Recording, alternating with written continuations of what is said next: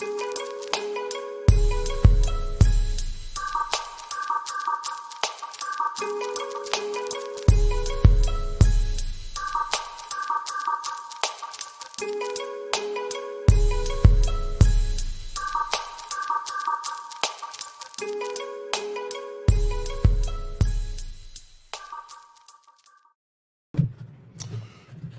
evening and welcome to episode 1 of season 1 of Raising the Visibility. It is my honor to have you all join us tonight. My name is Carl Evans. I am the CEO and founder of the Hope for Us Network. And tonight marks the kickoff of season 1 of our TV, dedicated to talking about intersections within mental health care, obstacles, and exploring solutions with experts, lived experience, members, clinicians, and people who have been advocating for mental health and mental health care for a good long time. Tonight is a special day because aside from it being just episode 1, we're early on in May. Mental Health Awareness Month is kind of the general understanding around the nation and elsewhere. And this is always a time where we should always be talking about mental health around the clock, 24/7, 52 weeks a year. But having these special awareness months is at least a good opportunity to really amplify and beef up information and get the word out to communities. So Raising the Visibility launching in May is a pretty good and timely strategic opportunity on our side. I'm so pleased to bring this content to all of you who have been part of the Hope for Us Network and the content that we've been putting out for the past couple of months. Or if you're brand new and this is your first time engaging with us, welcome. One of our missions here at the organization when using live streaming is to approach this massive topic of mental health in small, manageable bites and have conversations that don't just rely on living through the statistics or definitions and just giving one answer of call a lifeline or things like that. One of the goals in using live stream is to have a realistic, ongoing conversation about mental health and try to engage this discussion at the different intersections in our social and cultural backgrounds. Because trying to reduce rates of harm, trying to impact communities, one big billboard, one fancy commercial, one sort of power slogan platitude isn't going to get the job done. The real goal is to create a sense of understanding and learning that we embed and take to heart, tools and resources that we can practice day to day. And so tonight and with the upcoming episodes of Raising the Visibility, we're going to have a pretty simple format. We're going to be doing a little bit of introduction to each topic. We're going to be speaking with experts, and we're going to be having a pretty wide-ranging panel of individuals who come from different sorts of elements connected to the topic. So tonight, we're going to be jumping right into it. And I've got a little bit of a PowerPoint sort of generated guide for this conversation, and you'll sort of bear with me. And I hope that that's visible for everyone who's watching at home or wherever you happen to be. But first, I just wanted to introduce you, especially if you're new to the network, that the Hope for Us Network, who we are, is we consider ourselves a lived experience coalition with our mission being to disrupt the highest risk factors for mental health crisis through proactive prevention programming. And when we talk about proactive prevention, our education and our strategies didn't just come out of the blue. They're clinically backed and they've been out there. But when we talk about proactive prevention, we want you to think of it as the strategy is about understanding mental health, creating effective social and emotional communication. And we're really trying to drive home on developing practices where we create early recognition of signs and symptoms of mental health challenges. And the ultimate goal is to empower each one of you to be bridges to resources and be supportive for mental health. And one of the reasons that we do that is because, as I said before, big old, the idea of like a sort of one size fits all, big billboards and fancy commercials isn't going to necessarily drive home to each one of you, because how we relate to mental health and getting people to talk about mental health is not so simple as just saying, hey, it matters, you got to care. The fact is that when we think about the biggest obstacles to effective treatment and support, even though there are things like we need clinician training, more beds in hospitals, things like that, what you'll see time and time again in research is that the biggest obstacles to effective suicide prevention and effective treatment for mental health is a silence that's within us. And one of our central core elements at the Hope for Us Network is appreciating what is actually driving rates of harm and even rates of suicide from undertreated and underserved mental health challenges. Instead of thinking we've got the magical definition or solution, there is no magic wand for mental health challenges. There's treatment and support care, and there's a lot of trial and error in finding the tools that work for individuals and give them a control and level of management over their mental health challenges. But what we see universally is that there is this gigantic gap between the onset of a mental health challenge and the point at which they get resources and support.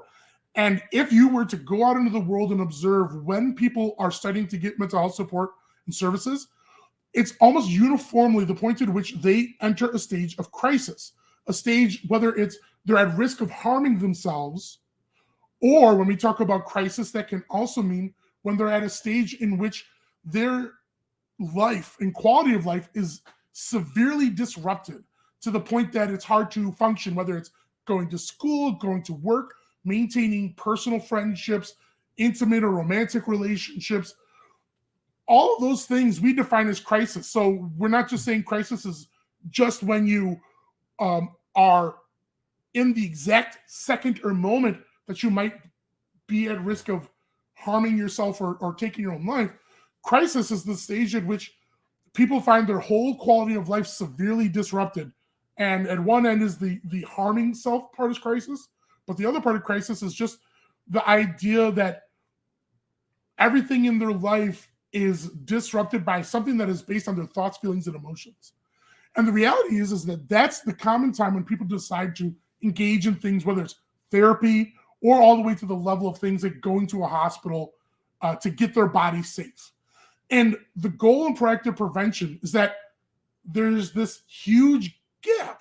Ooh, voice crack. There's this huge gap that exists. And it's one in which we stay silent on our mental health. And whenever the onset of a mental health challenge begins, we stay silent and conceal it and hide it from friends, family, co-workers, peers. We do a lot to hide it until the point at which we can't conceal it anymore. And we call that the concealment gap. So the fine science of going after proactive prevention is we believe we can reduce rates of harm if we can close the gap between the onset of a mental health challenge and the point that they get support and services. And the high point of proactive prevention is that we don't want to wait to the point of crisis to do that. So it's important to understand that when we talk about this, that concealment gap is the big focus of proactive prevention, closing down that gap. And that gap is made out of something very specific. It's not just our imaginations. It's not just an illusion, to use the term concealment culture. That gap and what drives that silence is based in stigmas. And raising the visibility in this episode, in this series, we're going to be focusing on stigmas that are within our institutions. And we're going to talk about a few different ways that stigma plays a part in this. But over the course of this season, we're going to be talking about the way that stigmas work inside of our institutions to help perpetuate that silence across a few different intersections. Right now, you're obviously joining us for Body Image, episode 1. Next week, in episode 2, we're going to be talking about age. In episode 3, we're going to be talking about sexual orientation. Episode 4, we're going to be talking about gender identity. Episode 5, we're going to be confronting ethnicity. And episode 6, we're going to be talking about economics, which we titled Dollars and Cents. And you can check out all these dates on our website and see all the listings. It's going to be the same time every Thursday that you see a date for on our Twitch channel at 6:30. So let's zoom in on episode 1 here, where we're talking about body image. We said there's a silence, and the word we use for keeping that concealment is stigmas, which we define at the network as social and cultural factors that dictate and shape how we address and respond to mental health as individuals, communities, and institutions. And when you get involved with the network, you're going to hear us talk about stigma a lot, but not just a buzzword. It's a real thing that impacts and shapes how we communicate. It shapes how we respond, and it even shapes how we recognize mental health challenges in our experience. So one of the things I want you to understand is that if stigma rules everything, we spend a lot of time talking about how stigma impacts individuals and keeps them silent. But in raising the visibility, what we're going to be spending a lot of time is talking about how stigma shapes communities, the people who can support the individual. So we spend a lot of time talking about stigma keeps an individual silent because they can feel shame, judged, embarrassed, weak. These are common things that we'll be talking about in other series. But for RTV, we want to talk about how stigma shapes community responses. That's what we mean by institutions. At the community level, preconceived attitudes and stigmatized thinking is visible this way. It can shape what people think mental health challenges look like. When we talk about mental health challenges, we're talking about genetic-based diagnosable illnesses, genetic and biological-based things like bipolar disorder or experiencing something like a traumatic brain injury. What does a mental health challenge look like? Stigmas can create a certain bias about if people don't look a certain way, they must not have a mental health challenge. Another way that these stigmas can work in influencing and shaping bias is it can make us think falsely that there's a certain type of person who can have a mental health challenge, meaning that you have to look a certain way, meaning that you have to come from a certain economic class. Who can have a mental health challenge? If somebody doesn't think you fit into that picture, it can be a way to invalidate that you're having an experience.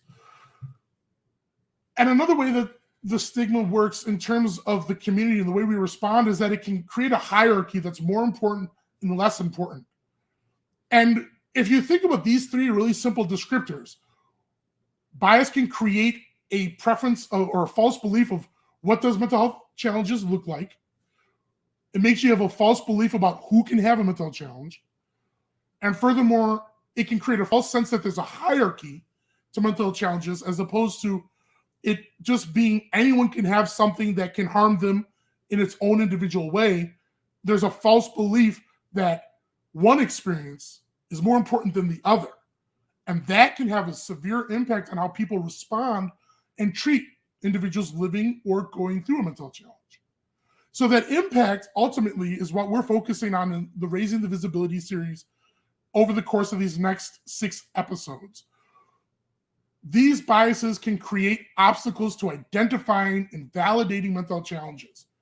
So if you think about an individual who does find a way to want to talk about and reach out for help and support, if the people they reach out to are also operating under certain biases and stigmas, then they won't be believed.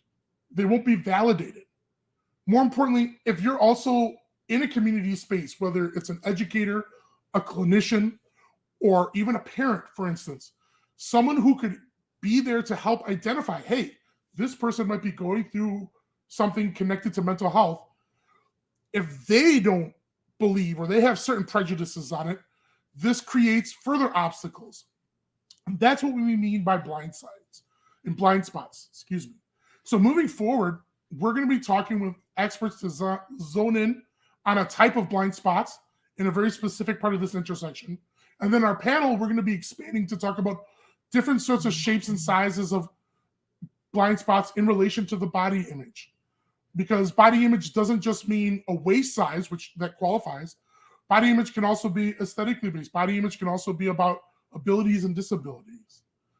So it's really important for us to move this conversation so that we can find solutions and create an awareness so that it's not just the individual who is struggling or going through a mental health challenge that needs help, but we can better enhance our mental health support nets so that if somebody reaches out for help, they're able to have a supportive network behind them that doesn't just invalidate them or dismiss what they're going through.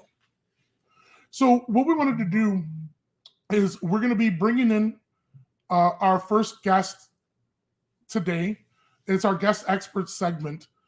And we're going to be talking a little bit about a very specific intersection inside of the whole idea of creating blind spots. And we had the opportunity to connect with a lot of great professionals over the course of putting together these episodes. And we were able to work with AFSP Illinois, the American Foundation for Suicide.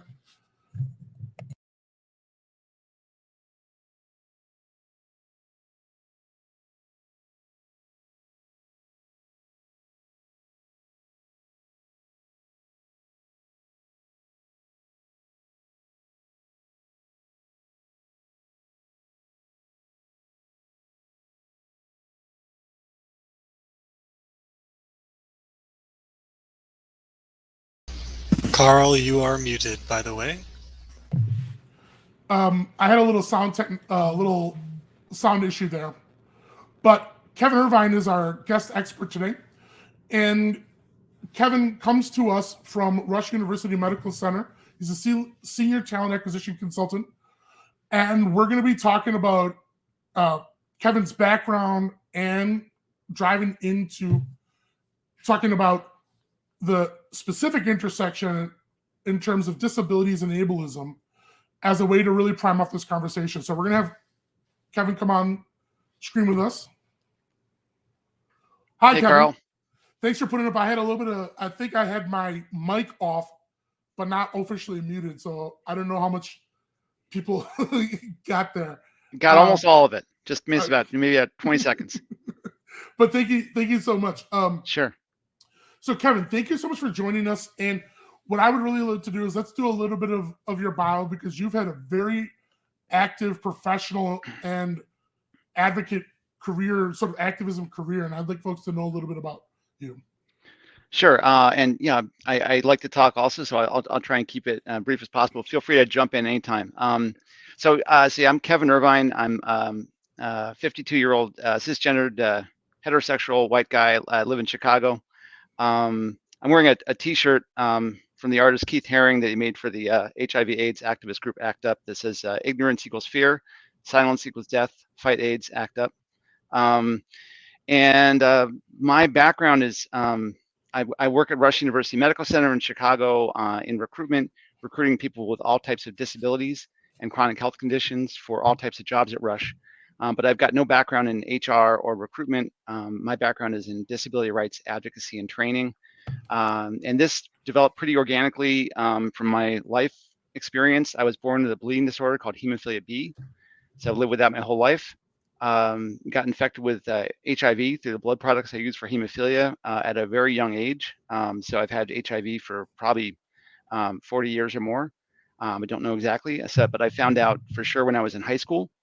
And so I went from an experience of, kind of just being a kid with a disability, hemophilia, that affected, caused bleeding episodes and affected my knee, to as a, in the 70s, and then HIV came along, and I was otherwise relatively privileged, white guy living in the suburbs in California, and then had to deal with some pretty heavy duty stigma, and had to come to terms with this, living with HIV, and went through a lot dealing with that. Dealing with, in terms of dating and sex, and dealing with high school, and concerned about bias and being treated negatively, and then went off to college and kind of eventually kind of came to terms and kind of had to go through a process kind of understanding what it meant for my life to have HIV and hemophilia. And I eventually came out about having HIV and hemophilia in 1990, and I've been out ever since. Most of the time, my disabilities are non-apparent, so it's really I have to intentionally choose to disclose, and so that's kind of been the journey I've been on ever since. The last 3 decades plus is understanding what it means to develop a disability identity when your disability is not obvious and not apparent, and figuring out how to talk about that in the context of relationships, school, and work. And so I've worked as a disability rights advocate in different ways in different organizations for a number of years. But a lot of my career has been counseling people with all different types of disabilities, physical, mental disabilities, visible, non-visible, about what your legal rights are and how to advocate for your rights in a lot of different contexts, including in the setting of like healthcare, making personal decisions, education, voting, transportation, and employment. And so I've been at Rush University Medical Center for about 3.5 years now. And my role is not recruiting people with disabilities for any specific jobs, but just basically letting people with all types of disabilities know about all of our different employment opportunities, and providing extra support to job seekers with disabilities. And then that's not kind of on the external side. And then internally, I work on some disability inclusion initiatives at Rush. So I co-chair Rush's Americans with Disabilities Act Task Force, which works on accessibility and disability inclusion for both the university and the medical center. And then I founded and I facilitate our Disabilities Employee Resource Group, which is basically a group that meets every other month of either people who self-identify with disabilities of any type, or people that just support or care about disability inclusion. And so when I got to Rush, the first thing I did was I looked around and said, okay, where are all of us? Where are all of us with disabilities? Because most of us have non-apparent disabilities, and that's when I realized visibility was going to be so key. And so that's something, visibility is something I care about a lot. And so as I would meet people who did self-disclose disabilities, I would find people who'd be willing to kind of share their story, and share a little bit about their identity. And so we got their photos taken and got them added to a section of our careers website to kind of show the face of disability and the employees at Rush. And one of the things we did was just have people to say not just who they are, their name, what they do at Rush, but also what their disability is. And mental health is something that I knew from the very beginning that this was going to be the biggest challenge in terms of visibility, but also the greatest opportunity, because there are so many people with mental health conditions. I think it's the most common condition that meets the definition of disability in a law like the Americans with Disabilities Act, but it also has the most stigma in a lot of ways. And so as I would meet people, I did meet people with mental health conditions of different types, and I would find people who'd be willing to kind of share their story. And that is something that has been really impactful, is when I've been able to find people and kind of raise their visibility. It makes it easier for other people to come out of the woodwork. And so that I definitely have challenged people in leadership roles at Rush and elsewhere to share their story, to make it easier for people who might be earlier in their careers, or maybe not, maybe feel a little more nervous about being out and being open. But I think that's the biggest thing that I kind of preach, is encouraging people to share their personal perspective, even when no one's asking. So like when I got to Rush, I added my disabilities to my email signature, and it fit there really nicely. Right below my pronouns, I have my pronouns, he, him, and right below that, my disabilities, HIV, hemophilia B, and just kind of set the tone. And I didn't ask other people to do that, but a number of other my colleagues at Rush have started doing that as well, which I think is awesome. And I think every time you take these steps, there's a researcher and advocate named Neera Jain, and she has this concept that she's coined called political disclosure. And that's basically disclosing when there's not something that you need for that disclosure. It's like you're not asking for an accommodation, you're not applying for benefits, you're just doing it because you want to put that part of your identity out there. And so I'm a real fervent advocate for political disclosure if you're comfortable doing so. Anyways, I'm talking a lot, Carl, and I could keep going, but let's get into it. Yeah, And I'm glad I think it's important for folks to have a good grasp of where you're coming from, because it can be a little unwieldy to talk about this, because there's a few different things. And talking inside of the intersection of disabilities and ableism, ableism, for those who don't know, is the formal term or belief that people with disabilities are not as capable or valuable as people who aren't living with identified disabilities. But in preparing for these different episodes, one of the things that struck me in terms of exploring how there's blind spots and biases in mental health, I came across a 2020 study that was actually co-produced with individuals from Rush University as well as the Council on Quality, and they did a survey of about 25,000 healthcare providers across primary care and mental health. And there was this statistic that 83.6% of them surveyed indicated that they would prefer to treat patients who didn't have a registered disability. You know, they would treat whoever came in the door, but there was a preference. And these individuals surveyed were students. I want to clarify that, were students going into these various fields. And so that was kind of a real door opener for us as we were putting this together. And why I thought it was important is because there's a little, when we talk about the qualitative idea of somebody said, well, you could be too pretty to have a mental challenge, or you're too big and strong, or, you know, eating disorders mean a certain thing. This is a conversation that is not appreciated in the mental health universe. It's not as visible. And I just thought it was really important to sort of talk about what do blind spots look like, because bias, what does bias mean for someone living with a disability in terms of mental health? Yeah, I think I think that it is. I'm trying to think how to launch into this one, but I think that we're all getting messages about what we should be, how we should be all the time, and I think that you know, when I'm talking about disability, I'm using a very, you know, broad, expansive definition of disability. So I mean, physical or mental disability is a physical or mental impairment that substantially limits one or more major life activity, either all the time or some of the time. That's the definition in the ADA.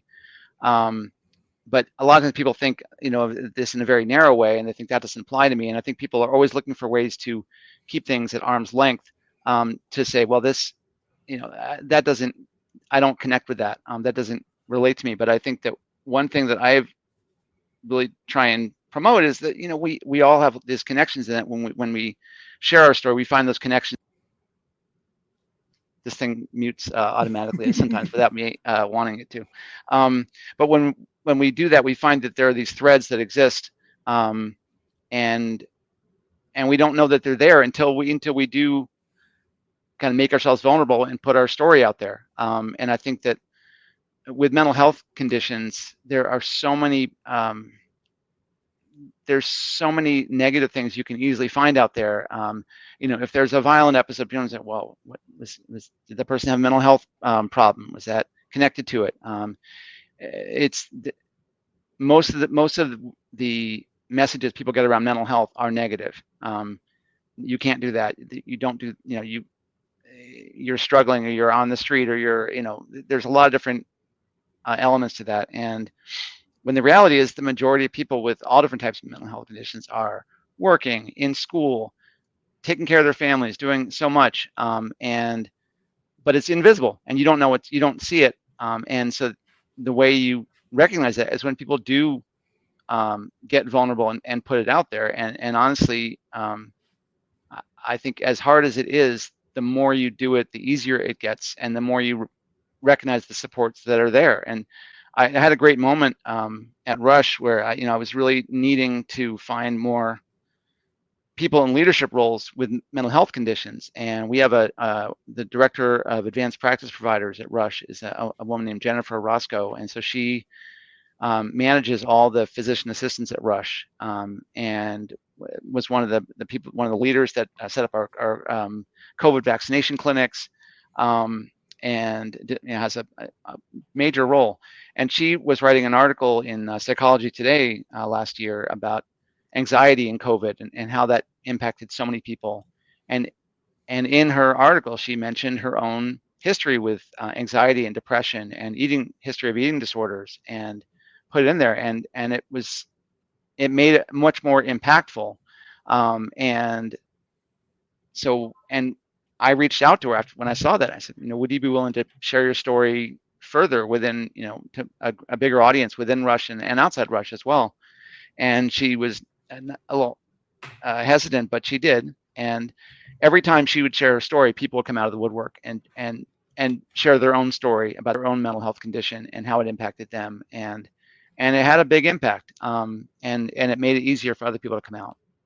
I don't know if that answered what you were saying, or but no, that's calling it raising the visibility is exactly because of that point. Referencing things that we sort of researched leading into this, one of those sort of blind sides that is easy to dismiss unless people share their stories and start to bring these conversations more to the forefront. Is I came across, again, another survey. I tend to be, when research, I love lived experience surveying more than base research. And I came across this survey of individuals who were in some way wheelchair bound or needed mobility assistance. And they had this repeating majority of response that they were sick and tired of the battle they had to go through to get a clinical diagnosis for depression, because whether it was physical care providers, friends, family, when they would try to describe what ultimately would be signs and symptoms that maybe there is clinical depression, it would just be written off as a sort of fatigue of their disability. And then as an echo to that sort of experience where people see something visible and they wrap the rest of your existence into, like, you've just been shrunk into that. Researching, and you talked about this a little bit right at the start, researching the less visible. In my little PowerPoint spiel, I talked about the hierarchy thing and unpacking that even further. It's a spectrum, but there's not a hierarchy. But less visible is a huge part of that spectrum of how people respond.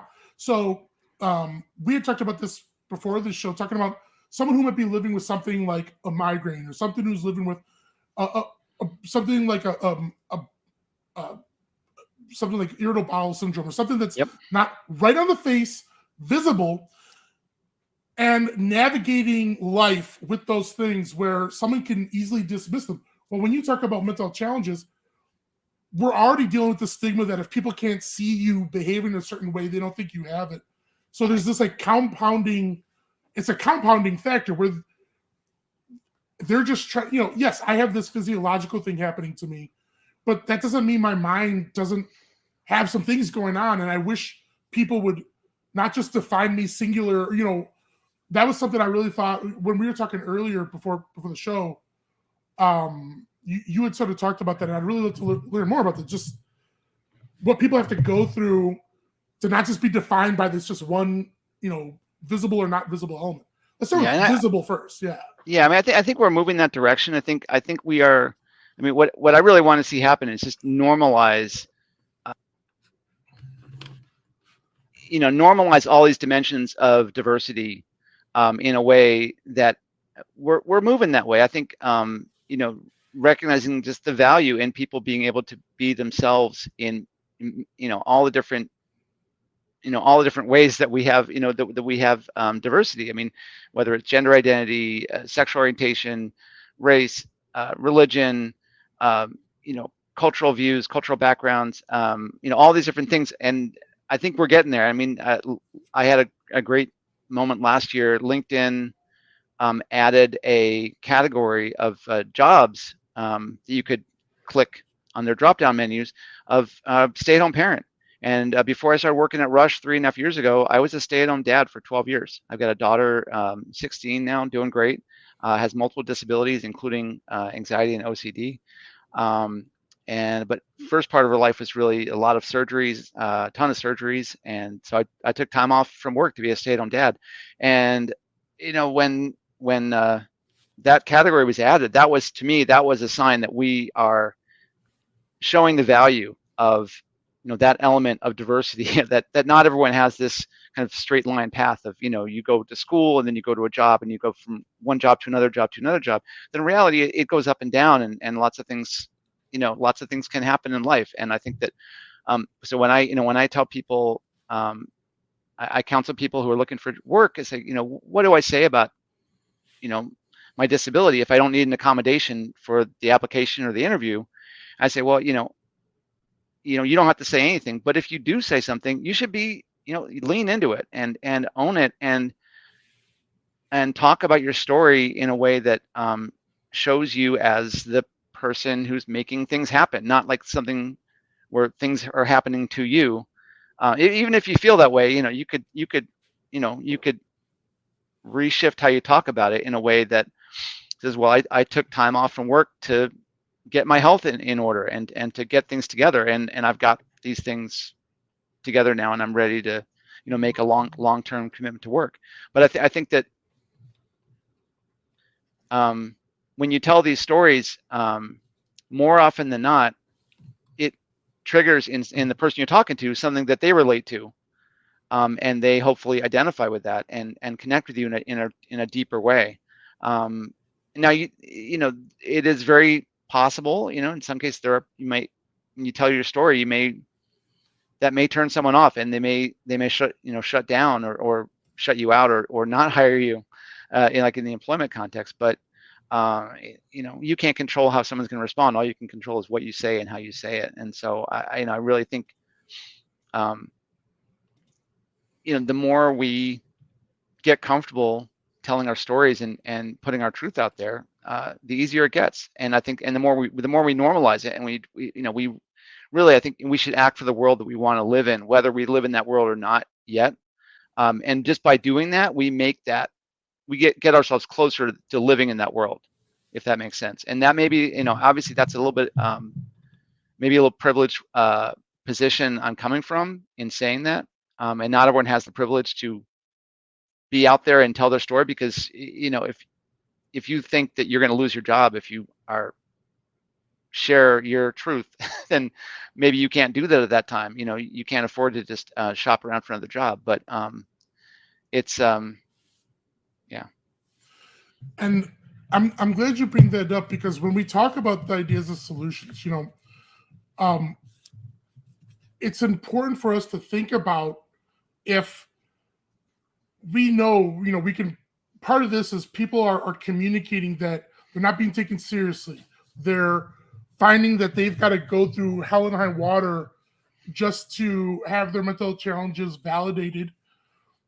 The other part of this discussion, essential as it is to sort of find and create platforms for people to tell that truth and basically whistleblow that, hey, this is happening, is what is it that we can do to help empower? And this is obviously just in your pocket perspective.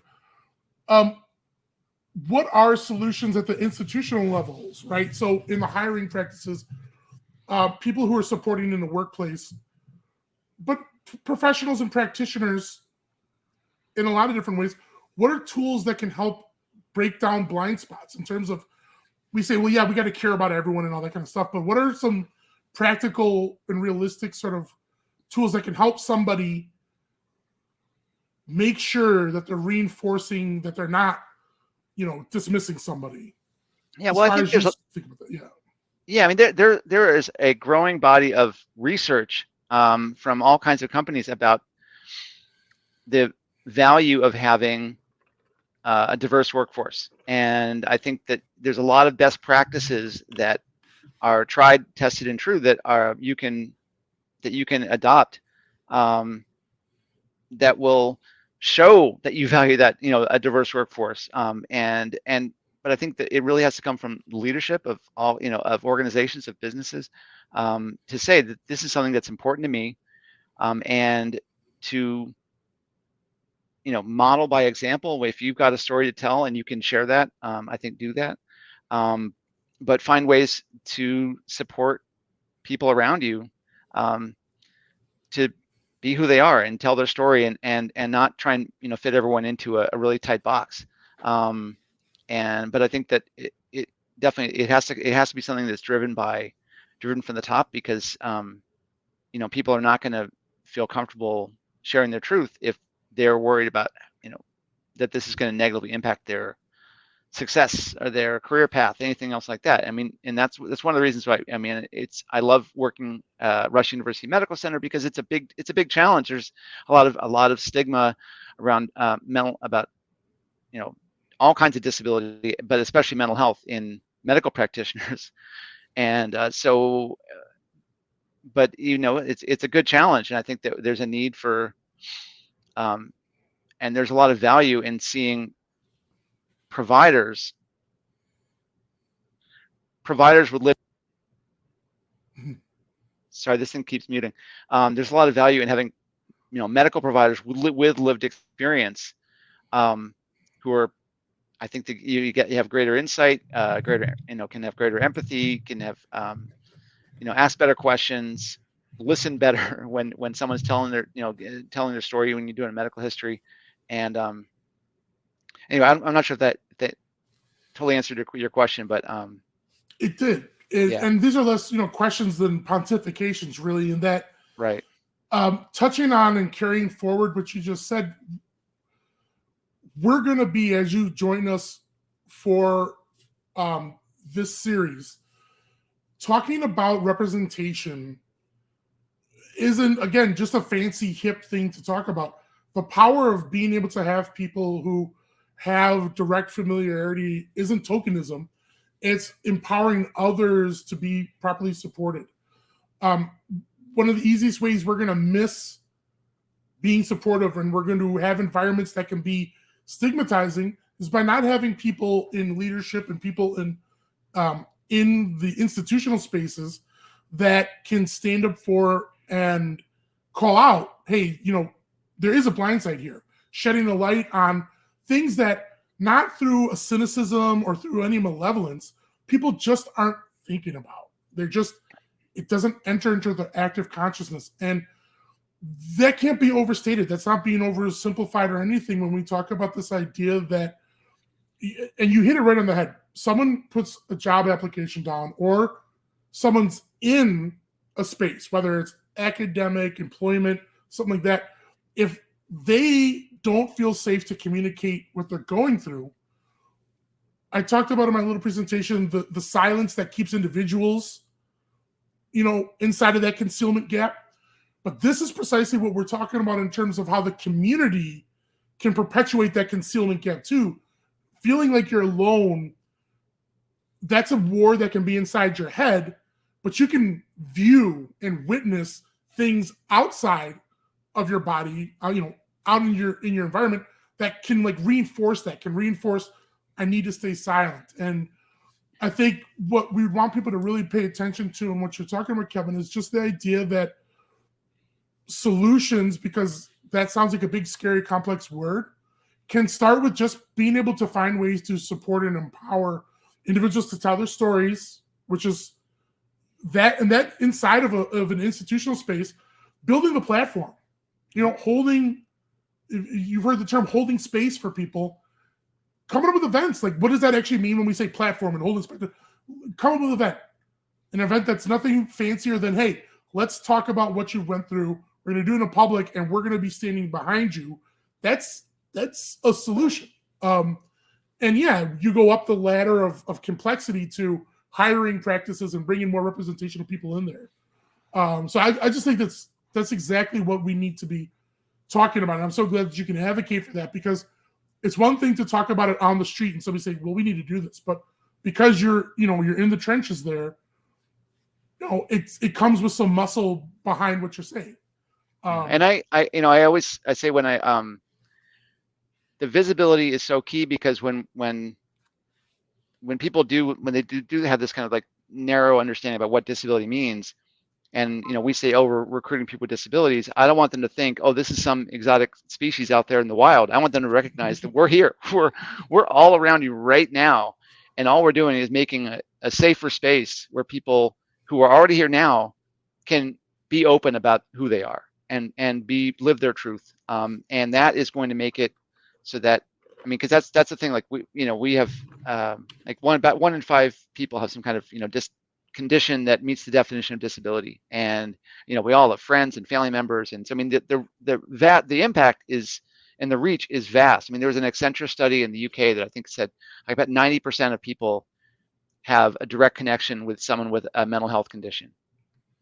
Yeah. And I think about 1 in 4 people will take medication for a mental health condition at some point in their lives. I mean, so it's huge. It is huge, and it is a network that exists whether you tap into it or not, and it is right there below the surface. But the only way to connect to that network is to really, step out and put yourself out there, and that's hard to do. But it does get easier. But the more people that do it, the easier it gets. And I think that. Yeah, so that's why I always encourage, small things like, again, adding your disability, your condition to your social media bio, your email signature, any chance you have to do that. I think it chips away at the stigma and everything else, and it makes it easier for someone else who maybe isn't where you are right now. Because it is it's a big, long spectrum, and we're all on different parts of the spectrum, but we're moving in the right direction. And I think as polarizing as things can be sometimes, we are so much better now than we were 30 years ago, 40 years ago. It's so much better, and yeah. And we can't go back. You cannot put this toothpaste back in the tube. And that goes across the board, and I just think in society in general right now, all things considered, that we don't want to be going back, and we're not. And as we're sort of winding down on this part here, Kevin, I think what's another thing I wanted to highlight is how you've been talking about the ideas in which these aren't necessarily, I think one of the big things when we talk about making changes, that for at an institutional level, at the community level, too often times people attach like, well, this has got to be some big thing that costs a lot of money, and it takes a whole bunch of an infrastructure. But the infrastructure here in making changes on using the word destigmatization or anything, it's the people power. It's sort of the compassion level. And I think that's so essential, and I'm glad that you highlighted that. Well, I almost wonder, without maybe it's a little controversial, but your position at Rush, do you see other spaces? And we could just sort of let's keep it narrowed to in healthcare provider universe. Yeah. Do you see that more of your positions coming along, or? Absolutely. I mean, I think there's a growing number of employers that are recognizing the value of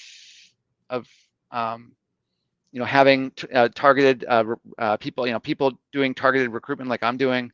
There's a law called Section 503 of the Rehabilitation Act of 1973 that went into effect about 8-9 years ago, and it's an affirmative action requirement for federal contractors and subcontractors, and it says that you have an affirmative duty to actively recruit people with all types of physical and mental disabilities and chronic health conditions, with what they call a utilization goal of having 7% of your workforce at a minimum be composed of people with disabilities. And so if you're not going to get dinged if you don't meet the 7%, but you have to show you're making a good faith effort. But this is an actual, I mean, when I'm an old guy now, I'm 52. I came up as a disability rights advocate in the 90s in the aftermath of the ADA passage. And when we were doing education then, we were saying, hey, this is not affirmative action. This is basically equal opportunity to employment.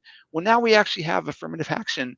And so there are employers like Rush and others that are being asked by the Department of Labor, what are you doing to actively recruit people with disabilities? Are you giving people a chance to, are you making your employment opportunities accessible? Are you supporting employees after you hire them? Are you making sure that they have opportunities to advance? Are you retaining them? And so everything that, the more you do to show your efforts, the better you are. And honestly, I mean, Rush could be at that 7% goal right now if people felt comfortable self-identifying. I bet we are, but it's finding people and letting them know that, well, we'd love for you to self-disclose, self-identify. They've got to know why you're doing it, what the benefit is, or why they would think about doing that. Because in the past it was like there were only downsides to self-disclosing. Like you only did if you absolutely had to, if you needed accommodation or needed to take time off from work or whatever it might be. And that's really changed. And so I think Rush is one of the employers that's recognizing there's not as many employers dedicating a position like mine to doing disability inclusion and recruitment. But there are definitely many, many more employers in the healthcare space doing this, and many other employers beyond that. There was a Disability In is a national organization that administers something called the Disability Equality Index, which is a series of benchmarking questions that companies can answer to gauge how their practices align with best practices in disability inclusion. And when Disability In had its annual meeting, it moves around the country. It was in Chicago in 2019. We had 2,000 people filling up the ballroom at the Marriott, the downtown Marriott Hotel, and from some of the top corporations in the country and the world, and everyone was there passionate about disability inclusion and employment. And it was a massive ballroom. And they actually they sold out all the hotel rooms at the Marriott. They had to expand to others because there was so much interest. And so, there may be some companies that are doing it more just for to look good. Maybe phoning it in more than others. But I think it really is a shift, a major shift that's occurred just in the last 10 years. And so, and it is going to continue. That's beautiful. And I'm glad to hear that. And I think I feel I might have been muted, unintentionally muted when I was saying this, but I also want to, we had the privilege to connect with you through our mutual interaction with AFSP, the American Foundation for Suicide Prevention, Illinois chapter. And I want to thank them. If people notice the title card, your guest expert, Kevin Irvine, we wanted to show love. We put the Rush sort of logo icon in there and FSP. And I just want to draw that out because as we're winding down this segment, the way to build these connections and build platforms and tell stories, it doesn't have to be just alone. And folks watching and now or down the road, you can connect with the network. You can connect with AFSP. You can reach out to Kevin. Even though you're working and committed inside of Rush, I'm willing to bet that partnering up with other groups, whether it's a corporation or a community space or a government entity, to find a way to break those silences and raise the visibility to help destigmatize and get rid of these blind spots is a thing people are willing to do. And I think one of the hardest things is folks don't know where to start. And so I just wanted to highlight that this is an example. We put this together through a sort of coalition building thing because not everyone has all the answers to everything. So Kevin, thank you so much for taking time for us to focus on this part of this is a really slippery conversation when we're talking about the body image idea. That's also why I wanted to do it first, because some of the other intersections, there's a lot more concreteness to the playing field for talking about blind spots in terms of age and identity and orientation. But when you talk about body image, it's one of the slippery ones that we can fail to appreciate. So thank you so much for making time for us. You're welcome. I appreciate it. It's great to be in partnership with you on this. And yeah, I would encourage anyone that wants to reach out. Feel free to connect me on LinkedIn. My email is kevin_Irvine@rush.edu. If I put this stuff in the comments, would that go to everyone? Because I can put some stuff in the chat. Yeah, we'll make it available so that it'll be underneath as the episode finishes. It'll be in chat right now, but then for perpetuity, we'll make sure links that you wish to disclose are available as well. All right, that sounds great. But yeah, reach out anytime, and if you're interested, I'd love to hire as many people with self-identified disabilities as are interested in the jobs we have at Rush. So we got a lot of positions, and well, that's beautiful too. Hey, doing a little job promoting and recruiting too. Always bonus. If we can, I'm in recruitment, so I'm always recruiting. So this is, but this has been a pleasure, and I'm looking forward to hearing the discussion from the panel. I love it. So, Kevin Irvine, thank you so much for joining us. We're going to be bringing on the panel discussion in just a little bit a minute, but we got a little special treat. Raising the Visibility premieres today. We also have another thing that we're going to premiere as the Hope For Us network continues to expand its digital content on Twitch. We hope to be having a lot more hours, especially coming into the summer. You're going to hear me at the end of the episode talk about things like our pre-existing content, which includes the Tomorrow Show, which is currently running on a bi-weekly schedule. Check our Twitch schedule for that. Some shows are on hiatus right now, including Kigwamas and Dramas, which has also been a wonderful neighbor on the show. But right now, we're going to just transition to a little bit of a production made by some friends of the network.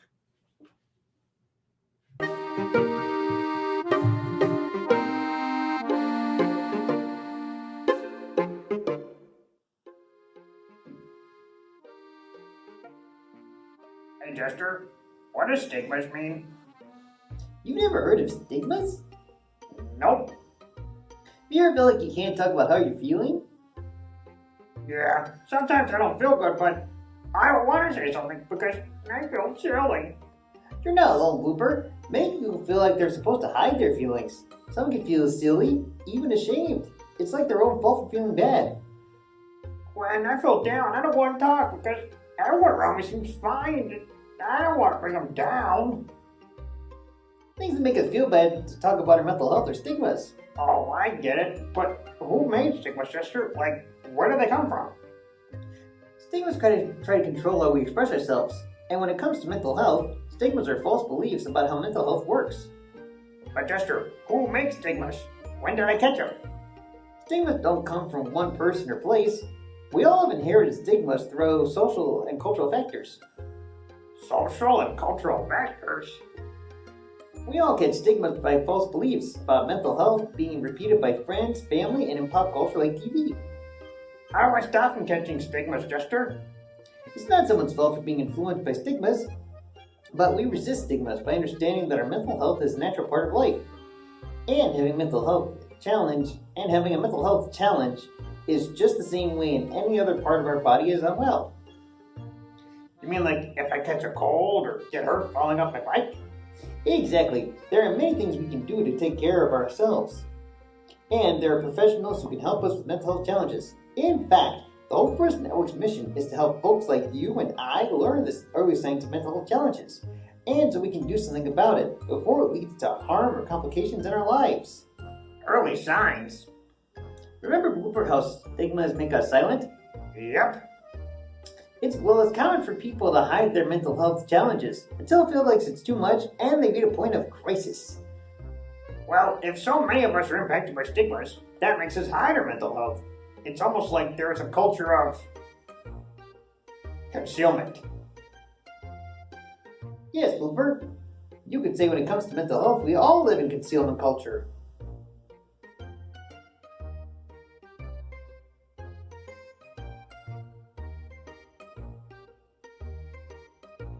So, the network wants to help people address their mental health before they get to the crisis? Exactly, Blooper. Proactive prevention is all about disrupting mental health challenges from escalating. Oh, awesome! How can I join? You can become proactive by connecting with the Hope For Us Network. I really want to make a difference. Together we can. Come on, I'll help you.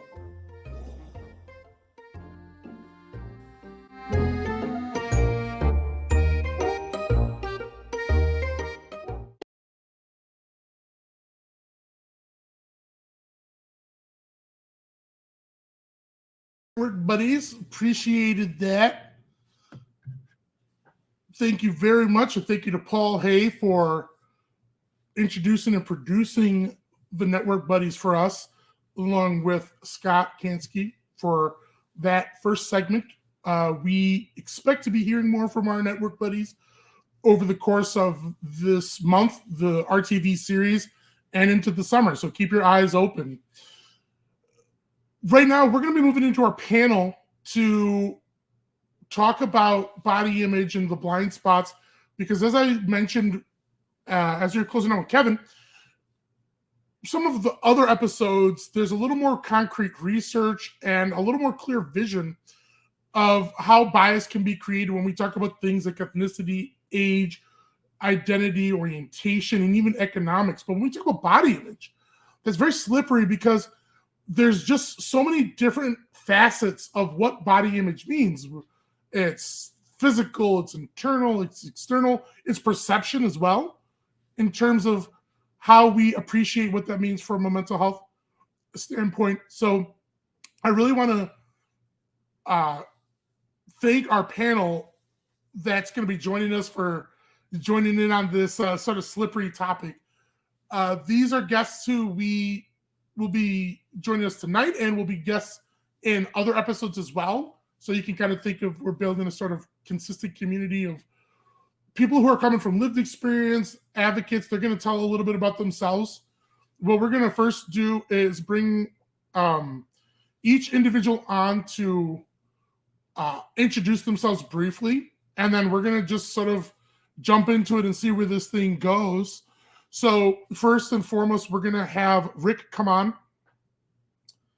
Hello, Rick. Thanks for joining us. Howdy. Thanks for having me. Jess. Hello. Thanks for having me as well. We can see you. We can hear you. Wonderful. Bree. Yay.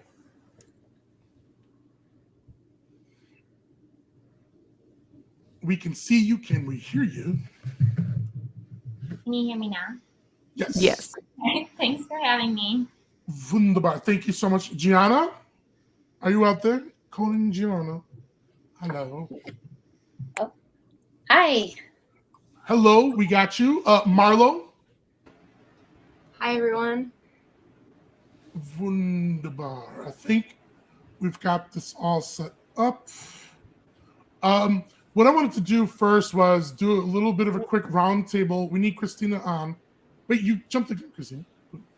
I was going to do a little introduction because Christina is with the Hope for Us Network as well, but was going to do a shout out for some of the graphics along with Scott. But you beat me to the punch, so you're on. But we're going to start with Christina. Just do a quick elevator for folks so we know where you're coming from and why you wanted to, why you agreed to be a part of this panel. So start with Christina.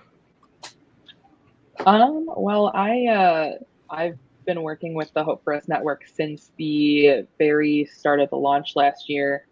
I've been connected with a lot of you from previous endeavors and everything. And, mental health has always been a very big part of my life, especially as somebody who has, who wasn't diagnosed with anything officially until like adulthood and everything. So still learning about myself. But it's something that's really important to me, especially with like body image, because growing up,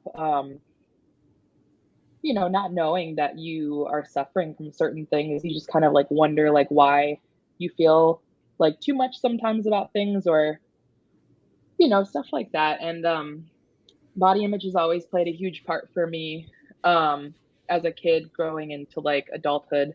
So I feel like it's really important that we, talk to people about it, because it's something that people definitely kind of tiptoe around. It's very stigmatic. So I think it's really great that we're able to shed light on it. Thank you so much, Christina. Jianna. Hi. So I'm Jianna, and my background is that I am an occupational therapist, and throughout my career kind of exploration, education, I started to become more aware of mental health and stigma and my own personal mental health. And I really feel strongly about the prevention side and the proactive side of what we can do effectively so that we can fulfill our personal roles. So for me, that's a student, a mom, and also an OT. So when I think of my own body image and awareness, like that didn't really affect me until after I started aging and after my body changed post children. And even if I'm being honest, like a miscarriage and those changes between having something growing to then not growing, but then still being different than what I was used to is really when my own personal struggles kind of arose. And that loss is also what impacted my own mental health issues as well as relationship issues that I have been working through, but also growing stronger from the process of figuring it all out. So that term resilience doesn't quite fit because we're always, or I'm always adapting and learning and growing and finding new ways to just meet the needs that I need to. So I would like to continue working on this panel and being part of this community to express being able to participate in what we want to and need to and are expected to do from ourselves and from the people around us. And so that's kind of how I view even just our relationship with food and our leisure activities. So kind of that whole cultural and societal impact. Thank you so much for sharing that with us. Yeah. Jianna. Appreciate that. Rick. Thank you, Rick Osowski. So I am a mental health advocate and got connected with Carl through doing, or shortly after I started, my own lived experience mental health podcast. So the fact that we have Raising the Visibility here, and that's bringing everyone here together to talk about lived experience and how that can help the mental health conversation, it was something that I could not be a part of. And so from the body image issue, one of the things that Carl and I have in common, which he has behind him, I don't have any paraphernalia for me, is a pro wrestling fan. And so that really kind of guided my concept of body image at a young age, as well as being a huge sports fan, and how that really grew up as a boy growing into that. And then as I grew up being on the larger side, and having that be a concept of how I define myself in kind of every aspect of life, and then not really knowing what the concept of body dysmorphia was until I graduated college, and kind of understanding that, especially from a male perspective. And so I look back and kind of understand there's so many things that screwed me up, and kind of understand how I'm still processing some of that, both good, both bad, and having that conversation kind of never stop. And so being a part of this panel was a no-brainer, and then hoping to kind of help contribute to the community and help kind of keep that story going in the other topics we've got flowing. Thank you so much, Rick. Bree? Sorry, I was muted. Hi, I'm Bree. I agreed to be on this panel just because I'm very passionate about mental health, and I've been working with Carl for a while. Also just through my own lived experiences. I've been living with just like many different learning disabilities and panic disorder and major depression. And there's a lot of things that I do because of my disorders that many people like wouldn't understand why I do it. Or, it's kind of like, well, you don't look depressed, or you don't look like you would have like a panic disorder. And so I get a lot of stigma with that, as many other people do. And I kind of refer to like my depression and stuff as a mask. I didn't really start noticing, I've had really bad like breakdowns, but I started to realize how it impacts like me in the workplace more recently. And I recently just started trying to navigate like having these disorders in the workplace, because I originally only had to worry about it with like school and college, but now it's more prevalent in the workplace. So I want to talk about that too. Thank you for sharing. Marlo. Hi. So, oh gosh, I don't know. So many thoughts, but so I said yes to being in this panel because one, I love working with the network. For all of you out there that this is your first time here, I am part of Caguamas y Dramas and Intensamente, which are two podcasts that are also hosted on the network's Twitch. Not right now because we're on a pause, but we'll get back. And honestly, body image was like a big subject for me because it's something that I've struggled with my entire life. I grew up in a very I started diets in like third grade, not because I wanted to type of thing. And, I was always like now I look at pictures of me as a kid and I'm like, what fat person? Like, not that it's bad to be fat even, at all, but like that mentality of like feeding someone something so often that it becomes a reality to them. And then it comes, into like the body dysmorphia thing that Rick was talking about a second ago. And that's something that I've had to like also struggle with a lot in my life. And I have a chronic illness that also doesn't show anything anywhere unless I get some weird rashes. And it's, different. I hadn't even thought about that until your conversation earlier, honestly, that how much that's also affected in the fact that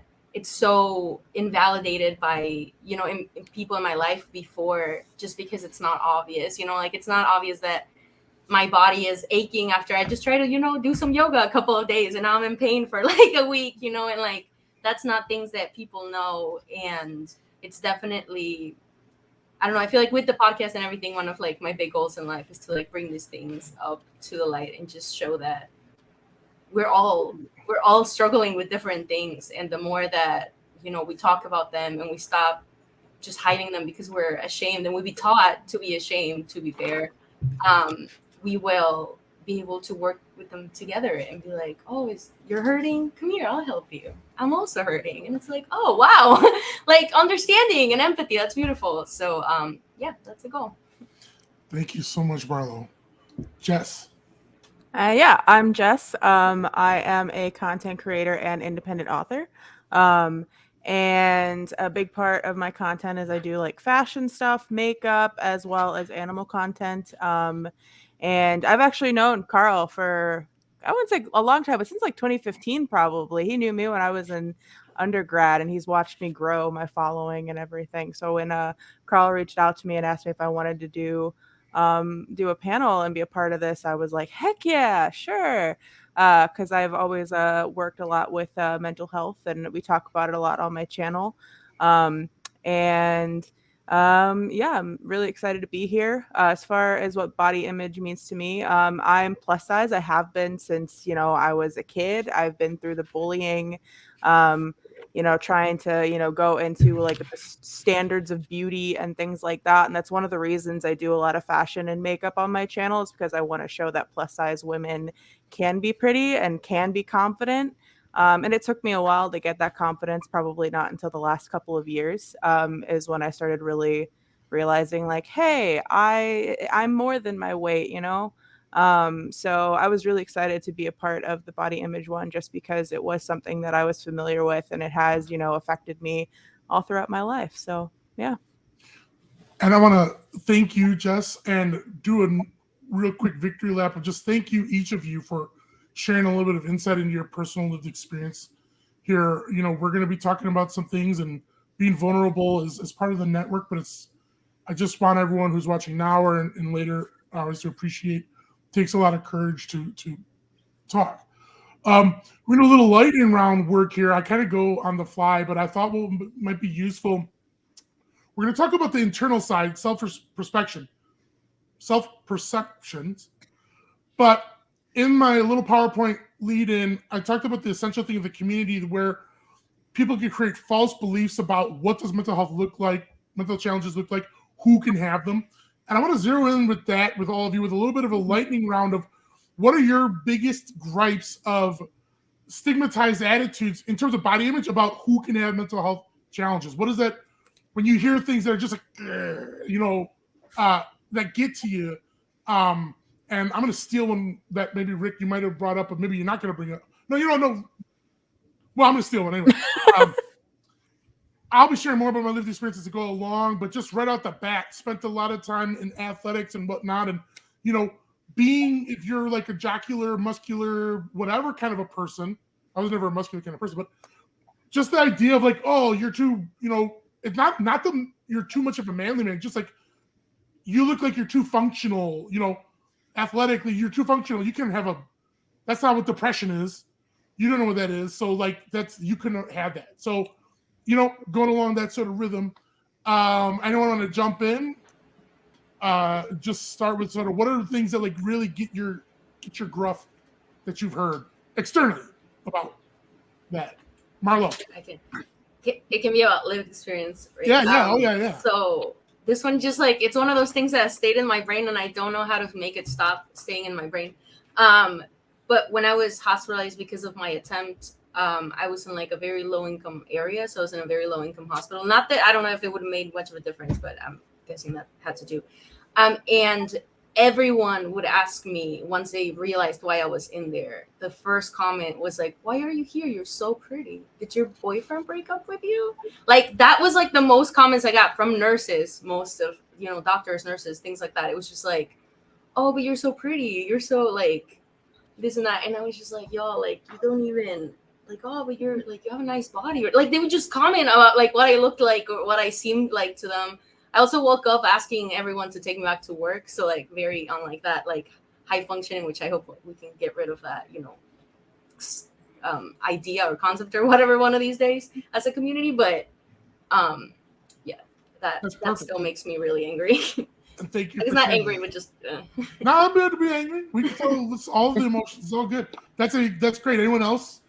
Something jumps up to you? Christina. Hi. So something that I don't know, that irks me, but like also, I don't know. So full disclosure, I'm like a huge empath. So I feel things very deeply, but I'm also, which can be a great and a terrible thing. But I'm also very in tune with other people too. So growing up, there was never really much talk about, mental health and struggling with like disorders or anything. Conversation was very stigmatic, just in general communities, but also, I guess in our home as well. Not from like a rude place, but from like, an ignorant, unknowledgeable place. And I am, a child of two parents who work in the medical field. So that really kind of reinforces what you and Kevin were talking about earlier about, people even in the healthcare field, like if it's like when I was going through, when I was trying to go through nursing school in college, my mom was like, yeah, when you get to like your mental health like area of like rotations and everything, that should be really easy for you because it's a different kind of nursing. It's not so hands-on with like hanging drip medications and everything. It's a lot more of like a conversational, and I'm like, that doesn't seem right to me, but I also don't have enough knowledge to like combat what you're saying. But yeah, so I've grown up in like a household where like mental health issues have never really been widely discussed. So I never really knew that it was something that I actually struggled with. I just figured like, well, this is just who I am as a person, and then like that's it. So as an adult, I've really gone into like learning more about myself. And I guess one of the things that really irks me is that I've recently, in like the last couple of years, have been diagnosed with like depression, general anxiety disorder, social anxiety, and then recently a working diagnosis of ADHD. And a lot of this stuff is like really mild cases to the point where it's like, if you if you're not exhibiting like the classic symptoms that people hear about, or like stigmatized symptoms that you would think when you hear about these things, like when I told my parents for the first time, like that I was struggling with these things, they're like, are you sure your doctor's like credible? Even though like coming from like, I've always gone to like a healthcare provider that's like part of their network, because they know people, and it's like good to know that like they're credible in their minds as well. But I'm like, yeah, so like it's been hard because in addition to like coming to terms with these things, like I've also had to uneducate and re-educate my parents, and kind of like help them understand that the things that you say that don't seem to be offensive or just really like ignorant in your mannerisms, it's like how it can actually affect people, and how it's so important to really just kind of be open to learning new things. And yeah, I don't know, it's been a lot of re-educating and stuff, which is weird to say as a child of them, but like, yeah, I don't know, I just again, like what everybody else has said so far, like you don't outwardly present yourself as somebody who might be struggling with these things, so automatically they discredit like the idea that that was ever something that you struggled with. So yeah. No, and I appreciate that, because that's really complex, Mm-hmm. Rick, what I thought, because I feel like you were about to jump in there before, so I'm gonna put you on the spot because Yeah, thank you. Yeah, well, I mean, those are both great to follow up, but I mean, similar to what I mentioned earlier, and as you mentioned, kind of being athletic or of the jocular variety. One thing that I never really kind of understood early on, but have again seen it in more recent years, or more understood it in recent years, is the microaggression of whenever I would have compliments come my way as far as my athletic ability or in playing sports. And it was always followed up with for your size or for a big guy. And that was always something where it was, I've been on hockey skates since I've been 5 years old. I probably spent more time on hockey skates than a lot of people have on, a bike or anything else. And so it's something where in a 45-minute hockey game, I could be out on the court or ice for 40 minutes and I wouldn't need a rest, and I would be skating harder and faster than most of the other people.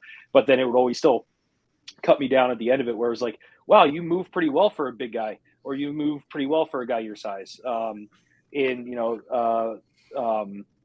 Sports, for when I first started working after college, and there was an IM league at the company, and then there were guys like, oh wow, like for flag football, you move pretty well for a big guy. I wouldn't have expected that, and so it was like I never really had a problem with my body because it was always able to do whatever I wanted to do from an athletic perspective.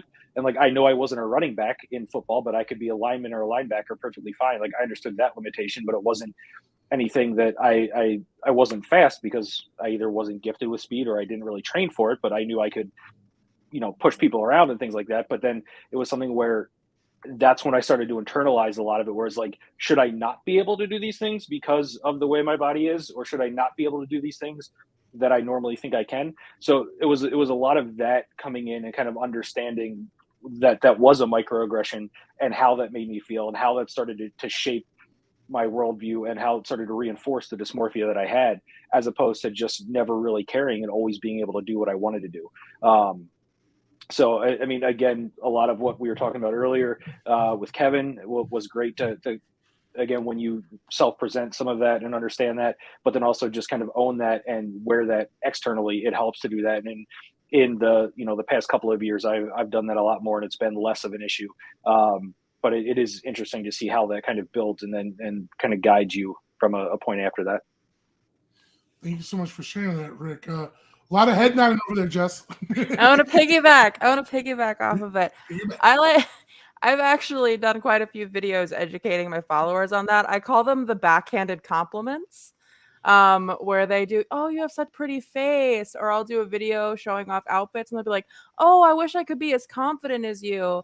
And I'm like, those to me are like backhanded compliments, because you're complimenting me, but at the same time you're like calling out my size, the fact that I'm, a bigger girl. And it's like, me just wearing an outfit in a video and doing a TikTok dance should not be getting a compliment on my confidence. It's everybody else is doing. You don't see it on the thinner girls videos. Them being told how confident they are for wearing that outfit in the video. But to me, I get those kind of comments. But yeah, the one where it's like, you have such a pretty face, that just drives me nuts. I'm like, is that the only thing that's pretty about me? Is that what you're saying? So yeah, I knew exactly where you were coming from, because that is my comment section. And I've made videos a couple times explaining, and I get them a lot less now that I've made those videos, explaining that, like, putting stuff like that on people's profiles, on their videos, where you think you're basically saying you think there's something wrong with them. There's something else wrong with them, but because just their face is pretty, or you think it's impressive that they have the confidence to put themselves in a video and put themselves out there, because you think there's something wrong with their body. And the more I talk about it on my channel, the less comments I get like that, because people are starting to realize, like, well, I didn't even realize that was like an insult. It's like, yeah, it is. Find better ways to compliment people than, kind of pointing out that they're a bigger person, or there's something, they have a disability, anything like that. That's not part that shouldn't be pointed out. It's just that, yeah. So I was definitely nodding, and yes, because I knew what he was talking about. I've been there. I've lived it. I knew exactly where you were coming from. Thank you. And that's important.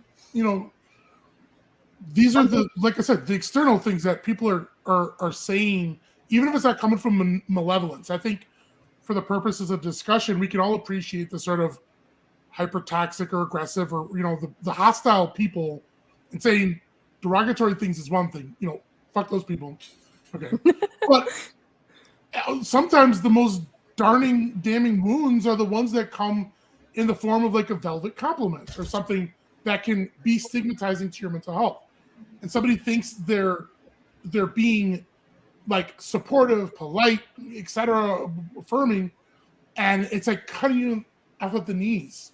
Bree, you talked about that in the workplace, from some of your intersection in the workplace, and I think that that's a space where, even in the mindfulness of HR alerts and everything like that, people can just say some shit that's like, I don't have the words for it, but like just that, I don't know.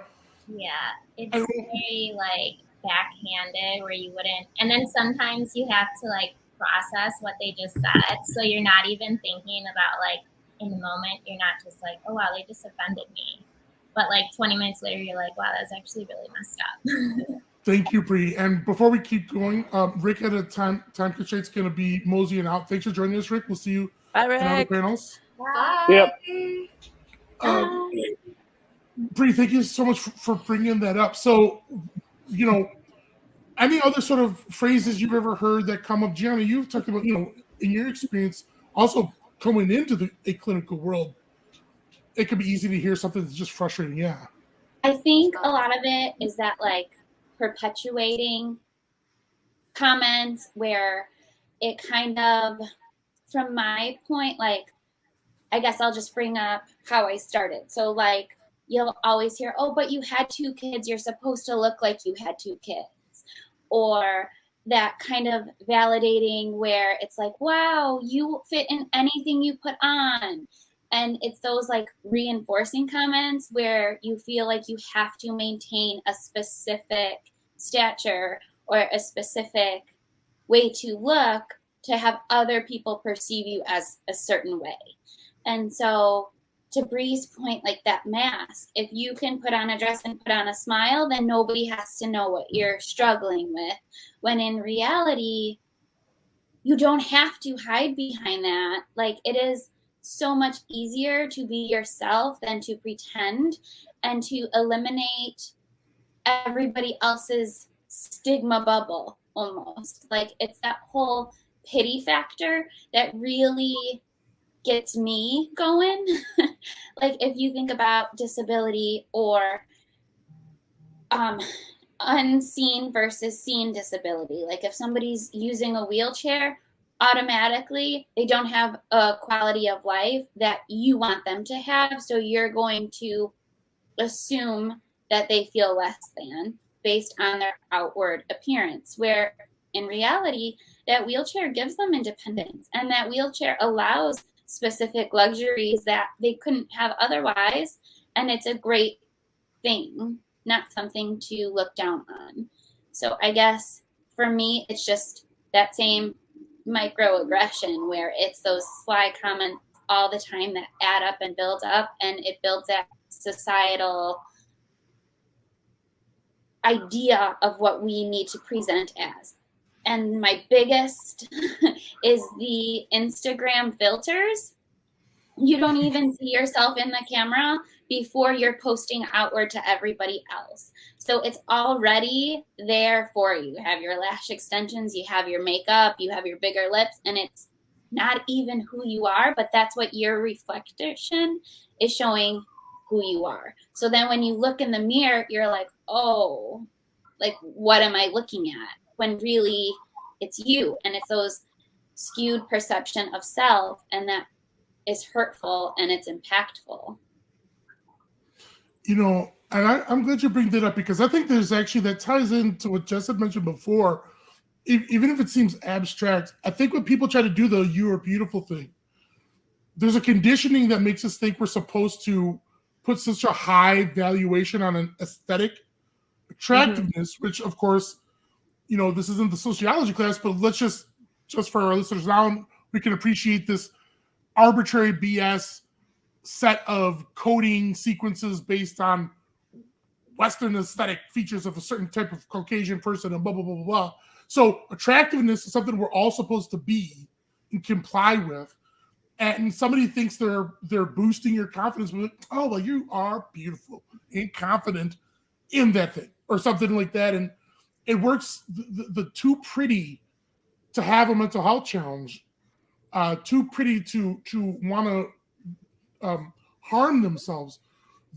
Unfortunately, there's been a rash of suicide completions in the last 3 weeks, in which comment sections have filled into that level of you're to this. The Judd matriarch, successful career, you know, looked a certain way, et cetera, died at 76, but still comments being like, oh, couldn't believe someone like that. There was a few others, and I don't want to do the butcher list of like naming people, because it's not about disrespecting their personal experience. It's about the fact that people's responses to these passings was they couldn't possibly have had a problem, because mental health challenges are supposed to look a certain way, and you are supposed to look a certain way if you have a challenge. So the body image part is just as brutalizing, because that can reinforce silence. Even if it doesn't necessarily build a sense of, it could be damning to you, but it can also reinforce silence. And I'd like to dive into that position a little bit more and talk about, again, from personal experience, just things you've come to understand. And Christina, you touched on this quite a little in your side, not even being aware that there was a mental challenge. From your point of view, what have been things that have been the silencing factors that you, from the outward, you know? So Jess, you talked about like people compliment you in your videos, but we've all talked about different lived experience. What are things you've sort of seen and heard that you feel like have been driving factors about body image that keep driven silence, you know, because it's not visible what you're going through? That might be a messy way to answer that question, but yeah, Jess. I can chime in on here. So, a lot of you guys probably don't know, I have like 2 million followers online. So it's like I have a big following, and I actually had a whole conversation with somebody about this a couple days ago, about the fact that I do a lot of like makeup and beauty and fashion. I'll do product reviews. But if you compare me to somebody who is, you know, fits the standard beauty standard for someone who's doing these type of videos that have like a fraction of my followers, they get a ton more brand deals than I do, because I'm not the standard for what they're looking to have review their products.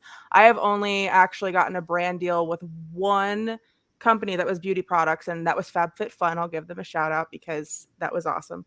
But it's insane, because I can see that happening like with my mutuals, like other people I follow, with other content creators who are in the same niche as me, I can see them getting all of these brand deals and all these like big fashion and beauty product companies reaching out to them. Meanwhile, I'm over here and I'm like getting none of that, even though I have like a substantial larger following than that. I said substantial, very wrong there. Substantially larger following. And I definitely think that a big factor of that is that the fact that I don't fit the beauty standard for what they're looking for. And that's something a couple of other content creators who are on the plus size spectrum have been voicing the same thing, that we're not getting the same type of respect or the same type of opportunities because of our weight. And that's definitely a problem in the content creator and influencer world right now. That's a perfect example, and that's a harming that could be a harming factor.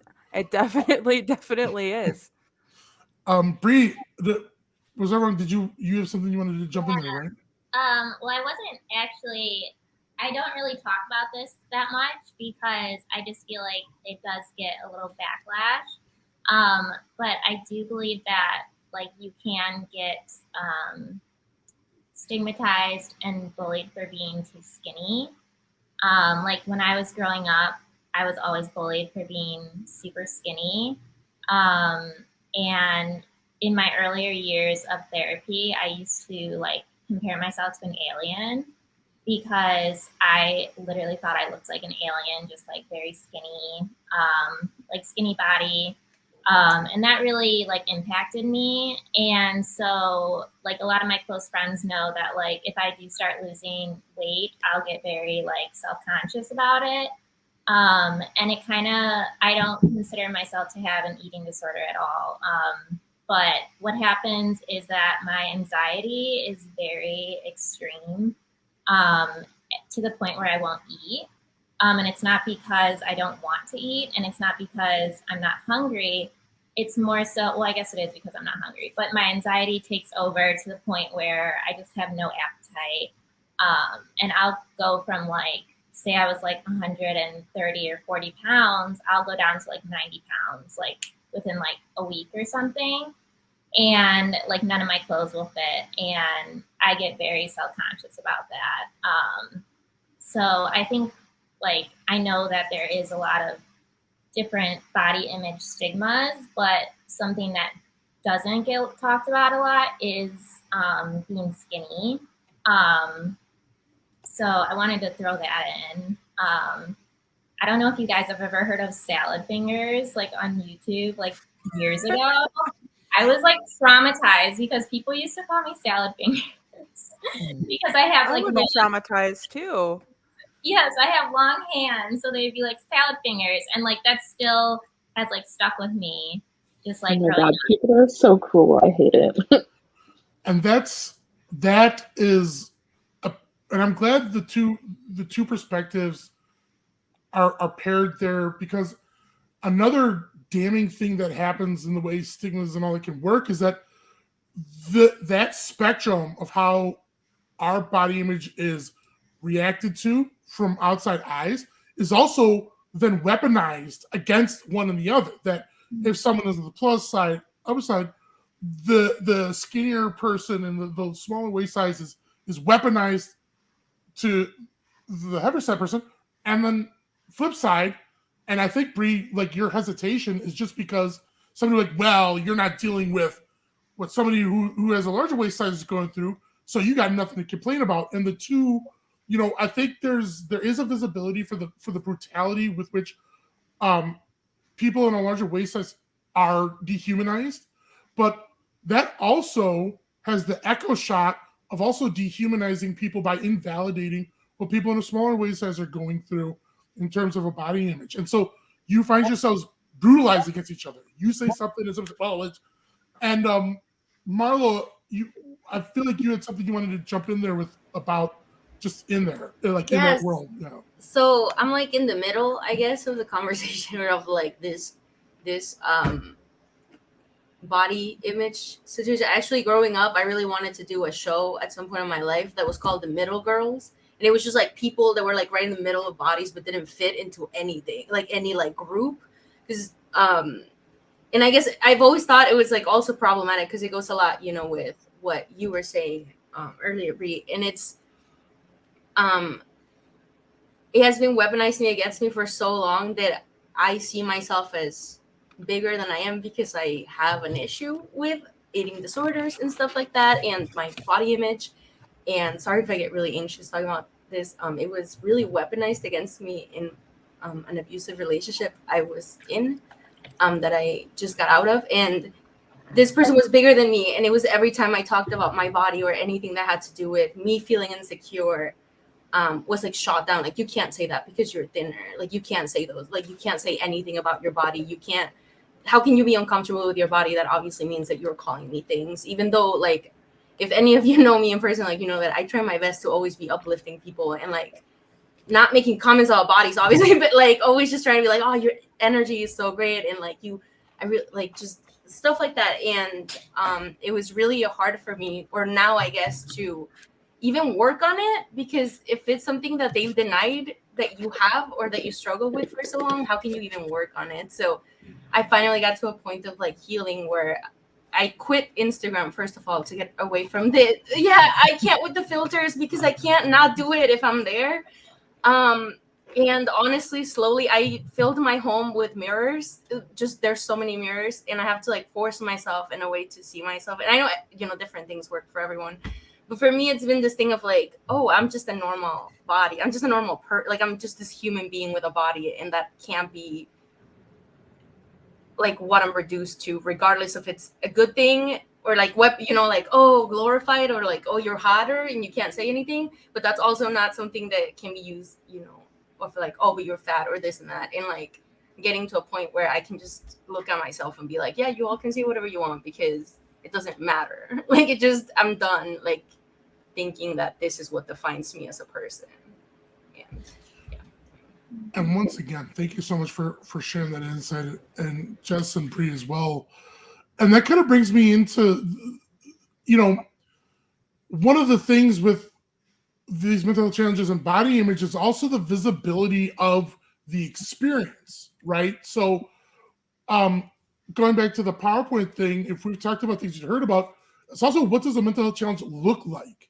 So there's, of course, the things we're hearing and the way our bodies can be objectified and categorized and compartmentalized into this or the other.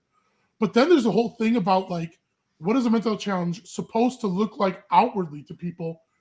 And again, it's tied to our body image as well. I mean, it's part of the same thing where people might say you couldn't have that happen to you, or this couldn't be happening to you because you don't look like someone who would go through that. And there's a social factor in there too, that you could, you know, high functionality is a part of that. That, like I said, this is a slippery topic, but I want to dive in because we're basically there, and the point of like, you don't look like you could be someone who could go through this, that, or the other. There's a statistic out there, for instance, I like to bring up numbers or whatever, but something I found that was startling, that maybe might seem common sense to someone else, but there's a 2015 study done by the National Institute of Health in which they found a nearly 60% of clinicians surveyed had admitted that they had underdiagnosed someone based on their body size, particularly being obese, plus size, overweight, anything, in which the descriptors have been used that it was easier to suggest somebody was lazy or weak-willed or lacking self-control as factors for why they're dismissed. So our bodies and how we look can also cause people to be like, well, there's no way you could have generalized anxiety. You know, you seem like someone who's got your shit together. Because in other facets of your life, you know, you may be high functioning doing a hobby you love, or you may be in a profession where you're really engaged, but that doesn't mean that there could be something that could trigger you, or there could be something in a sort of cyclical fashion. So I kind of want to talk about that. Your attitudes on people responding like you don't look, people basically invalidating a mental health experience you've had because you don't look like, you know, insert the look, you know, that part. Anyone want to respond to that? Brie?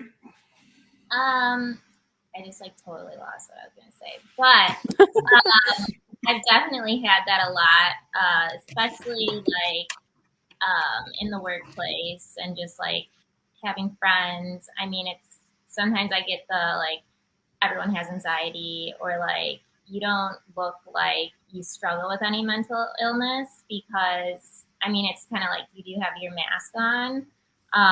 And like I would go to work, you know, and have like a nice outfit on, you know, like be very bubbly and like talk nice to people. But so when it's like, yeah, I have like a chronic like illness, people don't really believe it, and they'll be like, oh well, you know, everyone has anxiety. Sorry, my cat's like meowing, you know. Or I would be like, you know, like I need to like take a step back from work or something because like my anxiety is getting really bad, and it's like, oh, like whatever. But I'm like, you don't understand. Like my anxiety can land me in the hospital. So it's like there's a stigma there too. And did you know the bubbly personality thing?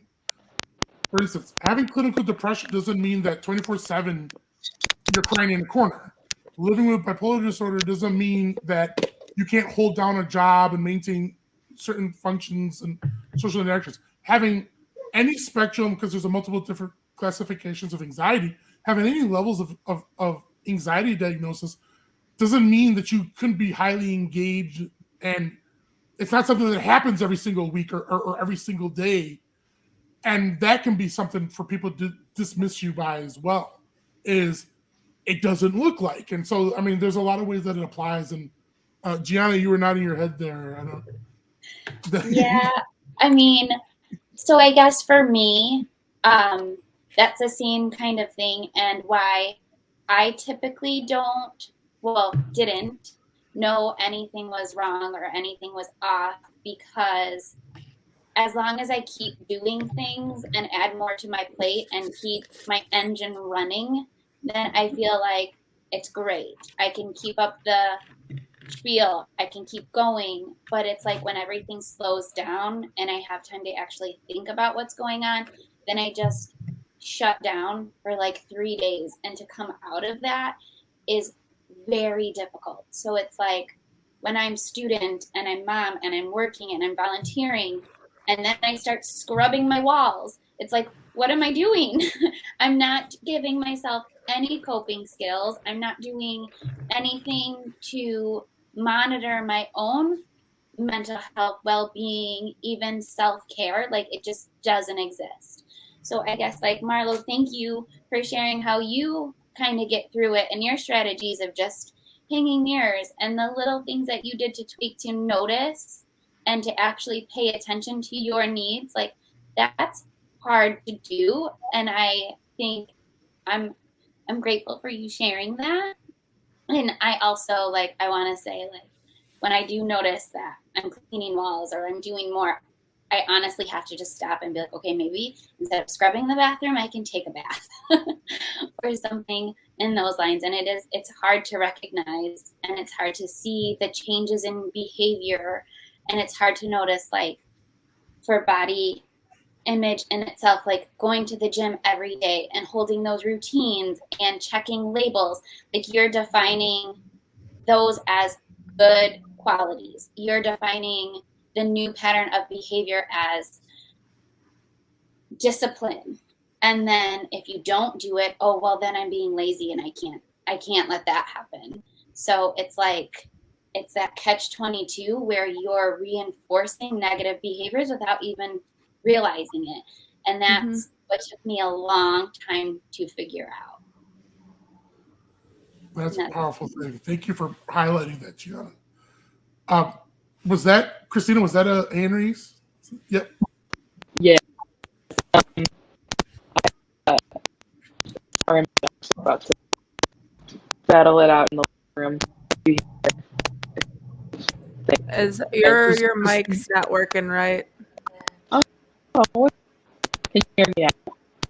It sounds like you're typing while you're talking. Yeah, it sounds really very weird. loudly typing like this. It might be a temporary disruption. There you go. No. Nope, it's back. No. Do you have like an independent mic, like maybe that can be plugged and unplugged, or is it your computer? Sure. Uh-oh. Hit mute and then unmute. Headphones, maybe. Yeah, like unplug the headphones for it. Oh. Yeah, that might be good. We're gonna figure this out.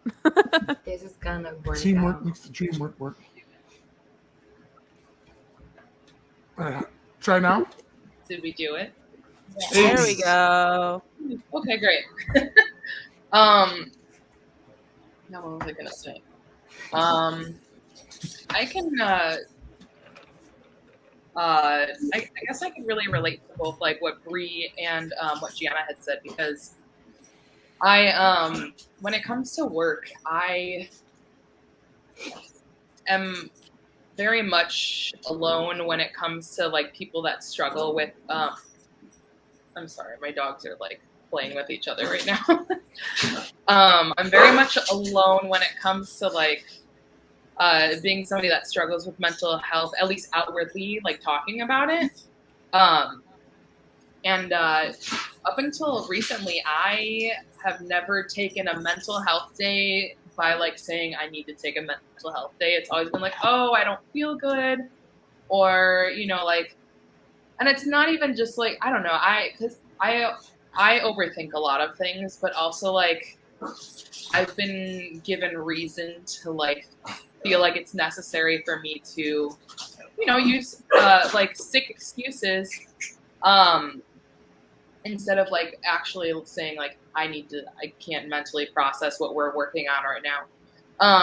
Because I like I said, I recently had and like I recently told like my bosses, I was like, you know, I need to take a mental health day. I'm just having a really hard time today. Usually I get like a, oh, I hope you feel better. Like, oh, is everything okay? Nothing. I didn't get anything when I was like, I'm going to take a mental health day. It's just like, okay, that's great. That makes you feel really good about yourself. Cause like, again, like I show up, I have my hair brushed, I look presentable when I go into work or when I'm on a Zoom call. So it's like, you know, I appear to be all there, and like how could I possibly be struggling with something internally that's not outwardly presenting itself if I'm not constantly crying my eyes out and like, you know, feeling like the need to harm myself or anything that people see as a stigmatic, like a stigmatized symptom of having like a mental illness. It's so it's just like, I don't know, I feel very, it's just very weird to like go into like a workplace where like you don't feel fully understood. So yeah, I don't know. That's like something that like really resonated with me, that Bree had said. And like, I know Jianna, you had said that, you know, when you're not working or being a mom or, you know, doing all these other things, like you feel the need to like clean. That is like, I am a stress cleaner. Okay. Like I will come home, I will vacuum the shit out of my apartment and like all sorts of stuff. And then I'm like why you vacuumed like 2 hours ago? Why do you need to do this right now?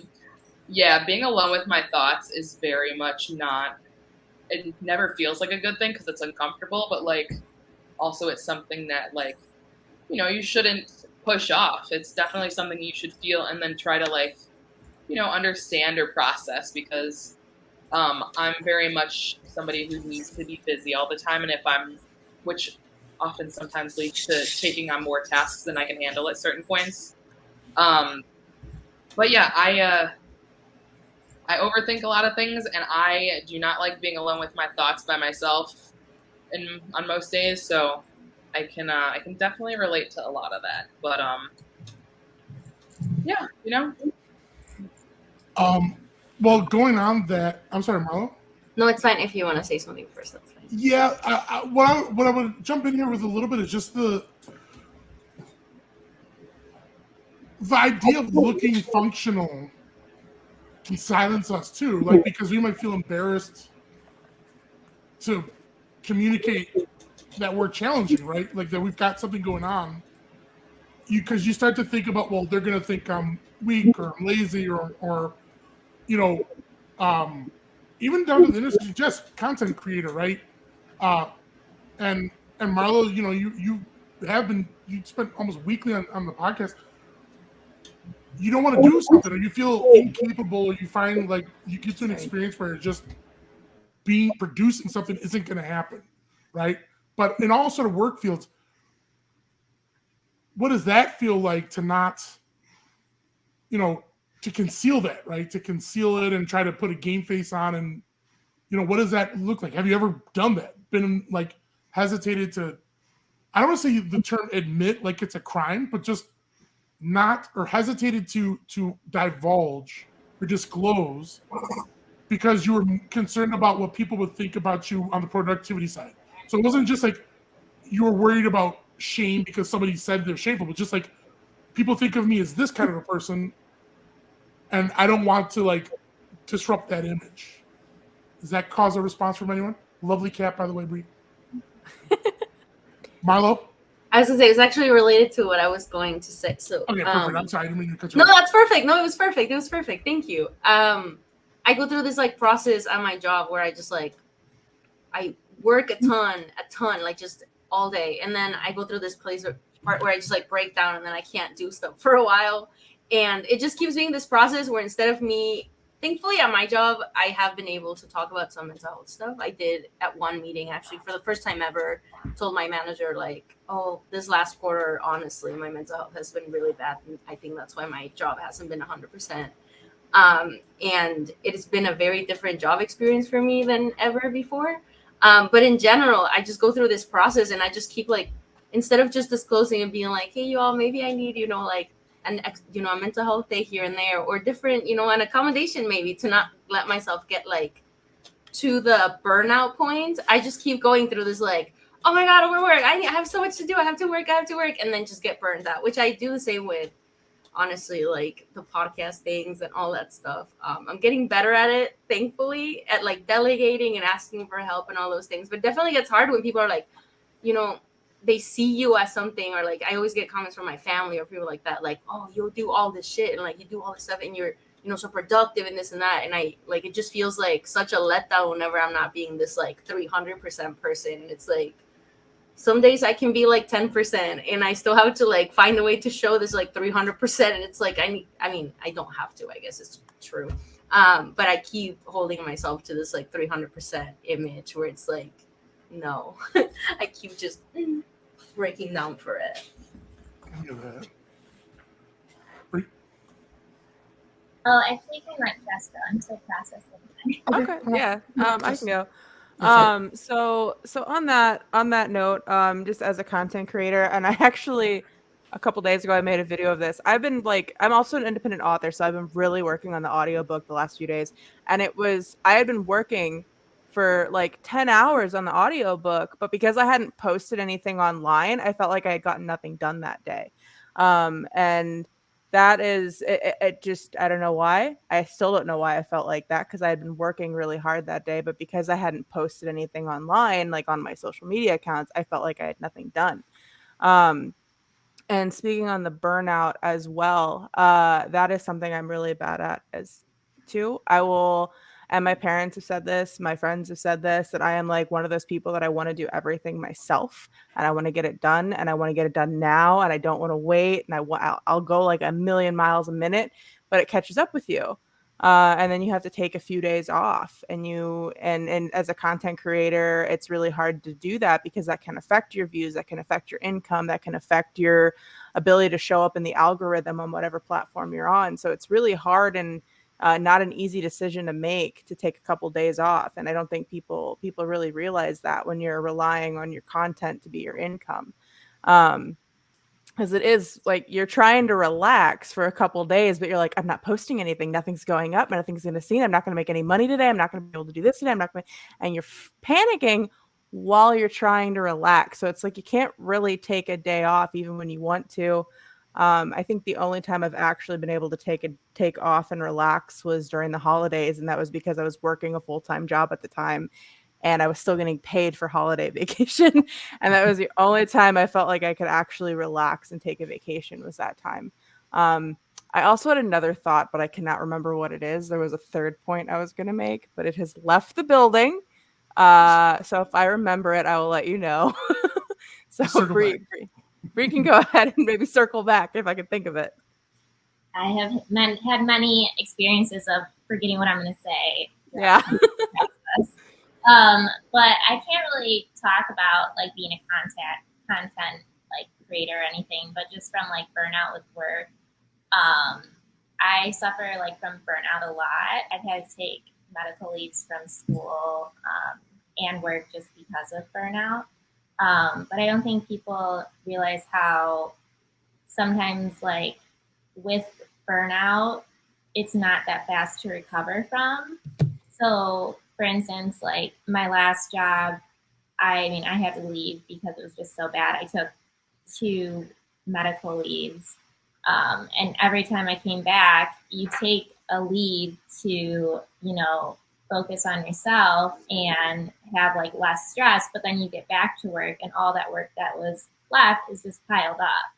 So it's just like a toxic cycle. But I eventually like had to leave and go on unemployment and just like literally sit in my body for like a few months. But then it's the panic of I need to be applying for jobs. Like, it's like you can never fully rest. And people don't realize that like with burnout, that does impact your work. So I'm always used to being like very on point with my work.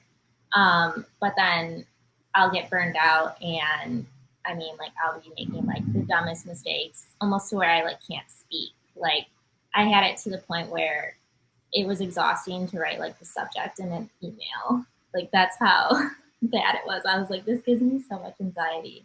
But yeah, burnout can definitely like trigger another like mental health issue too. It's part of that compounding factor. And Jess, circling back to you. Yes, I remember what I was going to say.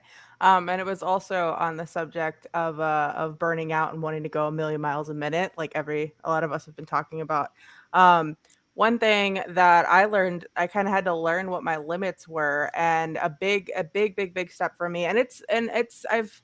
We've kind of like chalked it up to like one of my trauma responses is I'm so used to people letting me down. It's really hard for me to like reach out and ask for help on things. And so when I actually came into wanting to publish my first book last year, that was a big step I had to take, was reaching out and knowing what I couldn't do. Like I had to go and I had to find somebody who could do the cover art. I had to find a narrator for the audiobook, and being able to kind of take a step back and be like, I want to do these things because I want to do everything myself, and realizing you can't actually do everything yourself is a really big step. And I think it's something a lot of people don't think about. Coming from, you guys are talking about in the workplace, I'm kind of thinking like my workplace, I'm self-employed. I have independent contractors that I hire. So being able to realize I need help with things and I can't do everything is a really big step for me in general as a person. I'm sure, Carl, as you've watched me grow, you probably noticed I was one of those people that was like, I want to do everything myself. I must control it all. And being able to kind of realize, yeah, maybe you can't control it all. Maybe you do need to actually learn to rely on other people and trust them to help you and do things. And I'm really lucky. I have some great independent contractors that I've been working with, and I'm so blessed and lucky that I have them in my life to do the things that I cannot do. But yeah, I just wanted to kind of bring that up, that being able to take a step back and realize when there are things that you can't do, and that it's okay to, reach out and be like, hey, I might actually need help with this, not just, like on a mental health standpoint, but also in like a work standpoint. And pushing yourself forward in your future kind of standpoint. Sometimes you do need to find those people that can help you and do the things that you don't know how to do and teach you the things you don't know how to do. And that's such an exquisite point, because in the context of mental health and diagnosis and treatments and all these kind of things, that's part of it. But in terms of proactive, people don't appreciate that mental health care is not just the crisis stage of you need immediate treatments, hospitalizations, things like that. It's not just prescriptions, but it's also not just at the other end of the spectrum. It's not the wellness part of like bath bombs and yoga and Enya, which is wonderful and great for maintenance. But inside of that, mental health care is finding ways to valve out pressure, find supports. And I'm not talking about the crisis supports to keep you safe or help, but supports to just get through this thing we call life, right? And that's not appreciated as mental health care. Being able to lean on someone's shoulder or being able to give ourselves the grace of a break from time to time. Capitalism is not a friend to mental health, okay? No. And whether it's keeping the lights on, keeping the lights on where you live, or just the part of just existing as a human being in this universe, it's ingrained, especially maybe this is a Western culture thing, but we can get a beat into our skull that our self-worth is our outbound productivity, right? So being a content creator, Jess, is a very distilled, like you are a manifestation of a thing that people in their other forms of life are like, it's tangible one-to-one for you. Video made, Instagram made, TikTok made, this day you did it, this day you didn't do it, you're worthless, or you are. How many views did you get? Now, that's a nasty distillation, but we all, in our own ways, get this thing of, we're going through our life and like, are we mattering? Do we matter? Is this enough? Do people care about what I'm doing? Am I important because I've done this homework assignment, showed up at work on time, been a mother, father, brother, sister, lover, etc. And I think that's another way of talking about mental health here, that we're not appreciation, that it's not just the diagnoses and the crisis stages, just the self-worth thing, whatever it is that we have to keep our self-worth going, is huge. And I hope the shot grade is a positive thing. I was watching that too. I was like, what is happening in the chat? I hope it's a good raid. Thank you, Ninja Shark. But I think this is a good place to sort of, as we sort of wind down, because like I said, very slippery conversation, body image, and it can go in a lot of different directions. And I think it's been very good directions. I liked where we were going before in terms of winding down. Where Marlo, you were talking about some things you've found to support and find a forward. Bree, I quite frankly love that you felt comfortable enough to talk about you did have to step away from work. The idea of unemployment, our tax money pays for that. That ain't no charity. And that's your right to take that and then, to take that insurance. Taking, whether it's a day or taking a very intensive step of having to step back. There's a lot of people in this world who are like, what? You're unemployment. You ain't, that's unproductive. You ain't, but instead, no, that's exactly what healing and taking care of your mental health can be sometimes. So I kind of just want to, as we're winding down here, talk about this concept of what are things you found and things you celebrate as being able to push back and take care of your mental health. Marlo. I want to chime into this because this has been the last 6 months of my life. This is the process I'm going through, is the just disconnecting from most things, honestly, and healing. And honestly, if anything, I guess my unrequested in a way advice, or what has helped me the most, is I stopped putting expectations on everything I did. Like, I'm such a perfectionist. I am a Virgo. That's just like, perfectionism is in my blood in a way, I guess. But I got to a point where I was like, do I have to put that on everything though? So I had years that I hadn't been able to paint because I always thought I was so bad at painting, or just different activities. And the relationship that I was in also just kept everything, like, if I wasn't good at it, it was like, well, why are you doing it? This is stupid. You're just wasting your time. And just like very negative talk around like hobbies and things that just are pointless in a way, I guess, which is not a bad thing.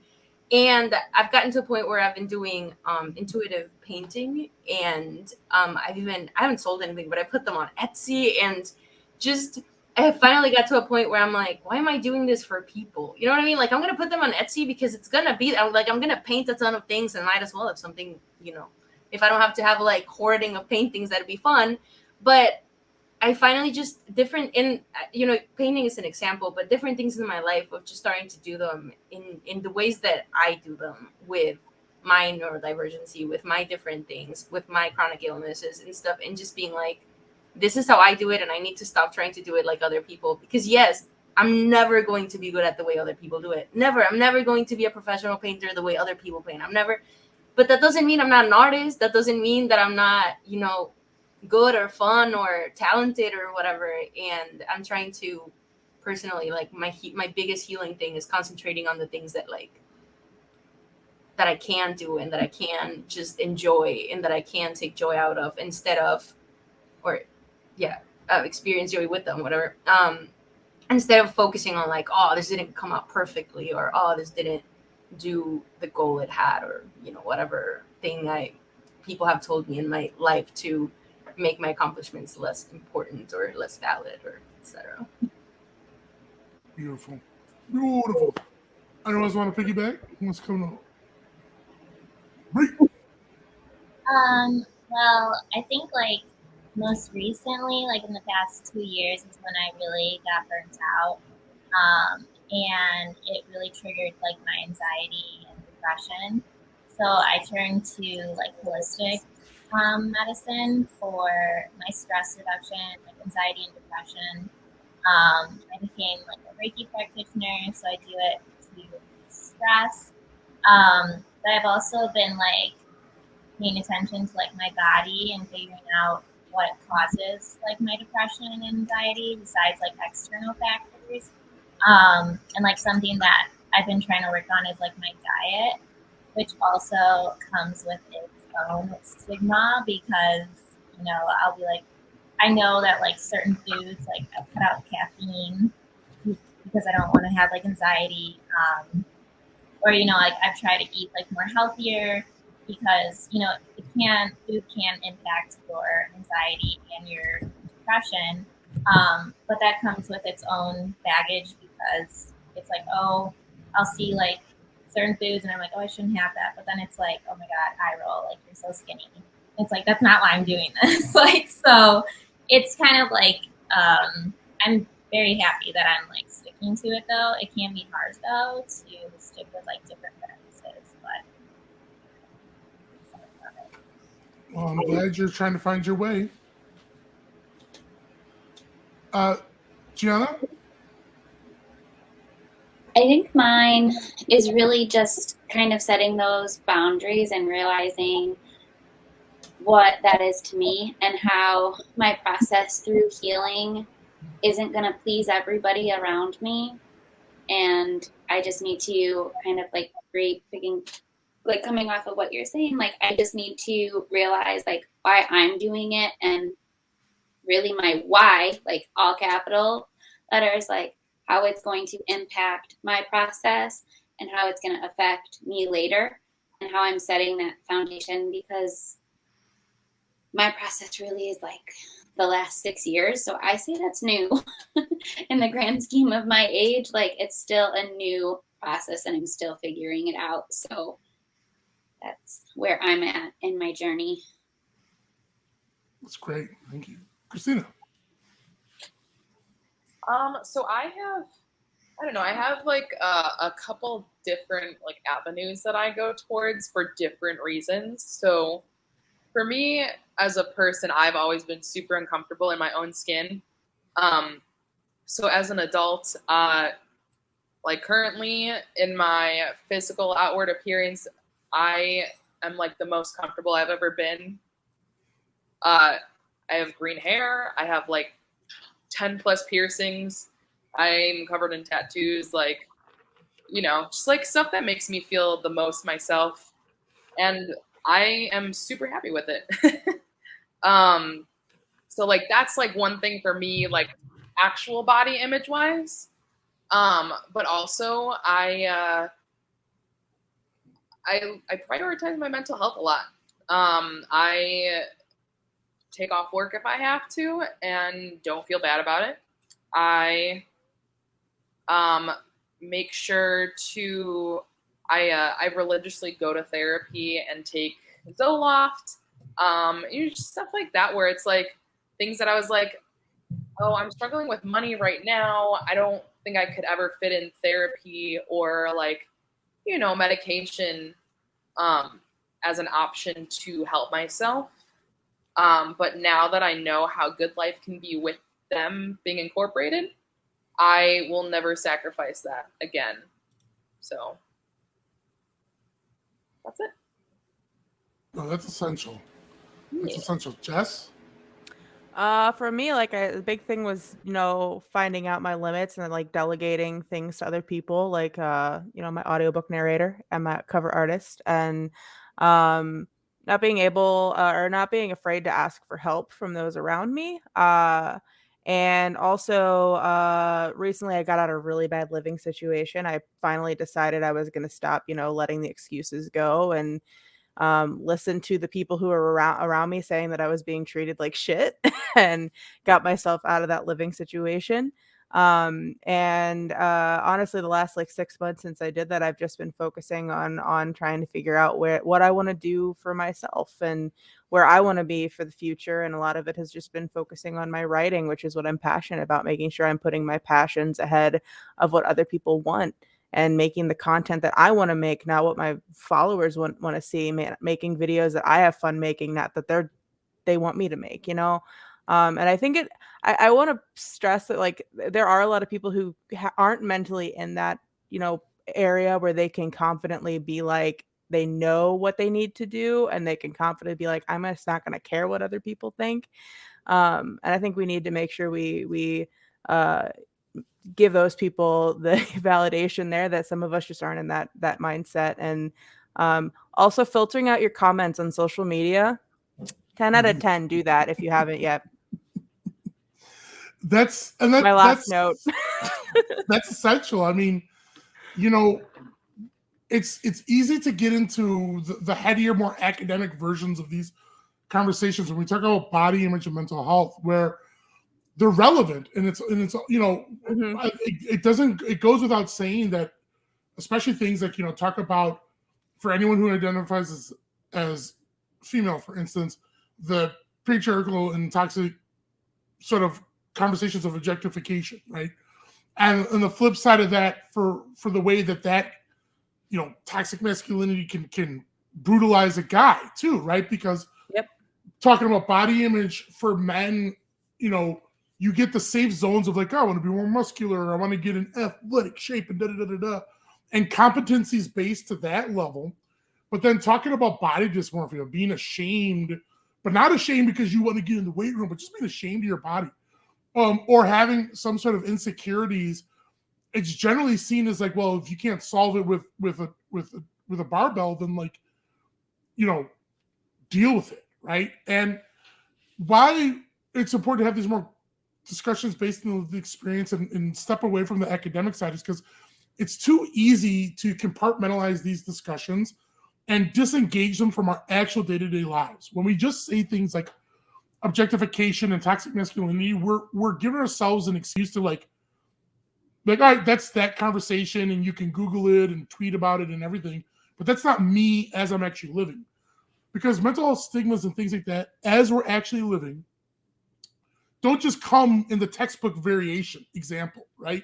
They come in those, you look pretty. They come in those, oh, I didn't think you would be someone who could do that. They come in the negative self-thoughts that you find yourself cleaning and scrubbing your walls and vacuuming the shit out of your apartment because it wasn't that you had like the easy, TV tropish example of someone being super hostile to you, right? It's something that we're inheriting and picking up in our environment, in our community. And that's one of the essential goals we want to talk about here inside of the mental health universe is that, the textbook things and the things that are real and valid, fine for those conversations, but that's not going to help us equip us to combat stigmas and take care of our own mental health on a day-to-day basis, because it's not as easy. Oftentimes, it's not as easy as like the trope of negativity and toxicity and all that stuff. It's these little nettling sons of bitches that like sneak up to us that just come out of the woodworks of our society. So I can't thank you all enough for being able to share your specific experiences, because that goes 1,000 times better than a PowerPoint with stats and things like that. I know I've done that. But I don't want to just leave it just in talking about the problems. And we're on this good feel-good idea about things that have helped you. I just want to, as an icing on the cake, I kind of want to just talk about what are, I had the privilege of working with this group called Sound Mind that focuses on mental health in the classical music industry profession. And their brilliant executive director will be joining us on one of these experiences eventually. But when we do discussions, this wonderful human being from Sound Mind will oftentimes talk about how we have these discussions where we want to open up, and their name is Alexandria Hoffman, and they say, where's your heart and where's your head? And I kind of, as we're winding down here, kind of want to put that as like a sort of closing comment. It seems a little like an abstract dissertation, but I just want to ask you all, where's your heart? Did we have to say goodbye to Marlo? Yeah. Okay. Thank you, Marlo. If you come back, but if you can't, much Salute love and Marlo. power into the universe. So let's just close out with where's your heart, where's your head as we leave tonight? Who wants to go first and try and answer that? And I was like, I don't even know what that means. It's an abstract question, but it is, where's your head at and where's your heart at, right? Free. I think it's a little lighter. Like, I feel lighter, especially because, like, I've never really talked about, like, the body image, like, being skinny aspect of my mental health journey. So it kind of felt like I kind of let a load off. So Beautiful. Wonderful. Yeah, there's no exact answer to this. Anyone else want to go? I mean, I can second the latter. It's always like, I don't know, talking about mental health is always like, I enjoy talking about it, even if it can be like about traumatic experiences or what have you, because it's like, regardless of how heavy it is, like literally just having somebody there to listen, not necessarily respond in any way, shape, or form, except for giving me their undivided attention. I don't know, that always just makes me feel better. And so, yeah, I guess thanks for listening and thanks for sharing. Wunderbar. Wunderbar. Anyway, we got two more. And you don't have to answer. I don't want to put you on the spot if you don't feel comfortable. I mean, I'll answer. Where's right. my heart and where's my head? That's the question, Yeah. right? Okay. All right. I'm gonna take it more from like just me personally in this moment, not so much as related to like what we've talked about, just like how I feel in recent days. My heart is definitely wanting to like be successful. I have a book launch coming up. I want that to go really, really well, and I'm very passionate about that project right now. But my head, my own worst critic, my head's like, is it really gonna go that well? Are you sure you're just not hyping yourself up for no reason? Like, so it's that's my heart versus my head, like on a daily basis. It's beautiful. Yeah. That's a wonderful thing. Jianna, you want to take a crack at it? I can try. I mean, honestly, my heart is always for everybody else. Like, I always put myself last. And I think by discussing what I'm working through and what I'm going through, it really helps me process. And it also gives my experiences life. Like, it's not just me anymore. It's actually real. And so I think that helps me get through it. So even though like my passion for occupations and even just like being able to engage in the things we want to, I do that,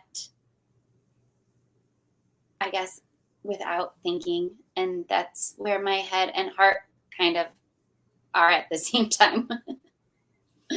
That's great. And that's all I got. Thank you. And I think that that's a perfect place to close it. I'll say that for my part. First, I want to thank all of our guests. Rick had to say goodbye early, so thank you to Rick. Marlo had to step away. Thank you, Marlo. Bree just signed off. Thank you, Bree. And then our guests still currently with us, Jess, Christina, Jianna, thank you so much for joining us. We hope you'll be participating in some of the other panels in season 1 of RTV with us. So your insights and perspective have been deeply valued, and we really appreciate you all. Thank you so much for joining us. I hope you all have a good evening. Christina, Jianna, and Jess, I hope you take care tonight. Yep. And as we're winding down, I want to thank all of you for joining us for episode 1 of Raising the Visibility. This is a new series that comes to the Hope for Us Network along with content that we've been putting out. And if you enjoy this, we'll be back next week and for the next 6 episodes each week, Thursday, 6:30 p.m.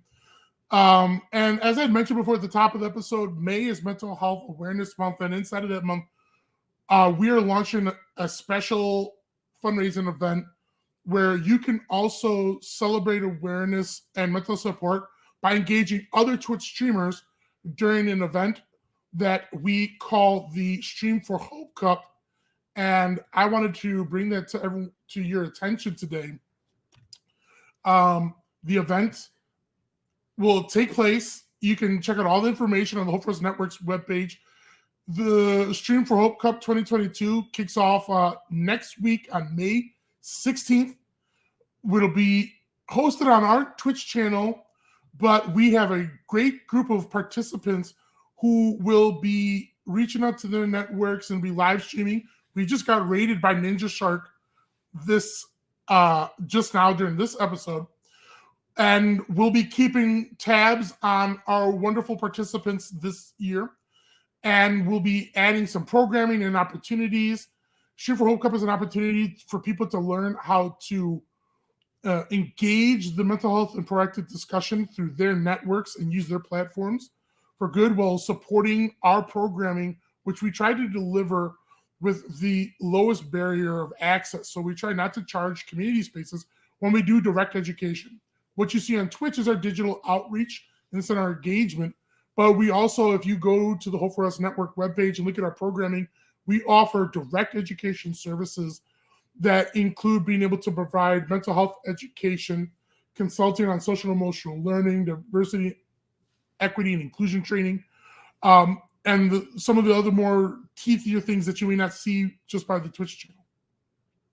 So this is going to conclude episode 1 of Raising the Visibility. And that's not the end of content for this week. On Sunday, our bi-weekly show, the Tomorrow Show, will be happening. So that's going to be Sunday, this coming Sunday from 1 to 3 p.m. That's going to be Sunday the 15th, 1 p.m. to 3 p.m. CST, Central Standard Time. We're going to be having a Stream for Hope Cup participant and fellow Twitch streamer Dex Howell on. You're going to love the team at tomorrow's show, and you can check some of our older videos to check the content out. But I can't thank you enough for joining us tonight. We're going to be wrapping up, and again, I'll be seeing you next week. And as always, make sure to make time for yourselves, your loved ones, and give yourselves the grace to take care of your mental health. Can't thank you enough. My name is Carl Evans, and I hope you have a wonderful evening. Good night.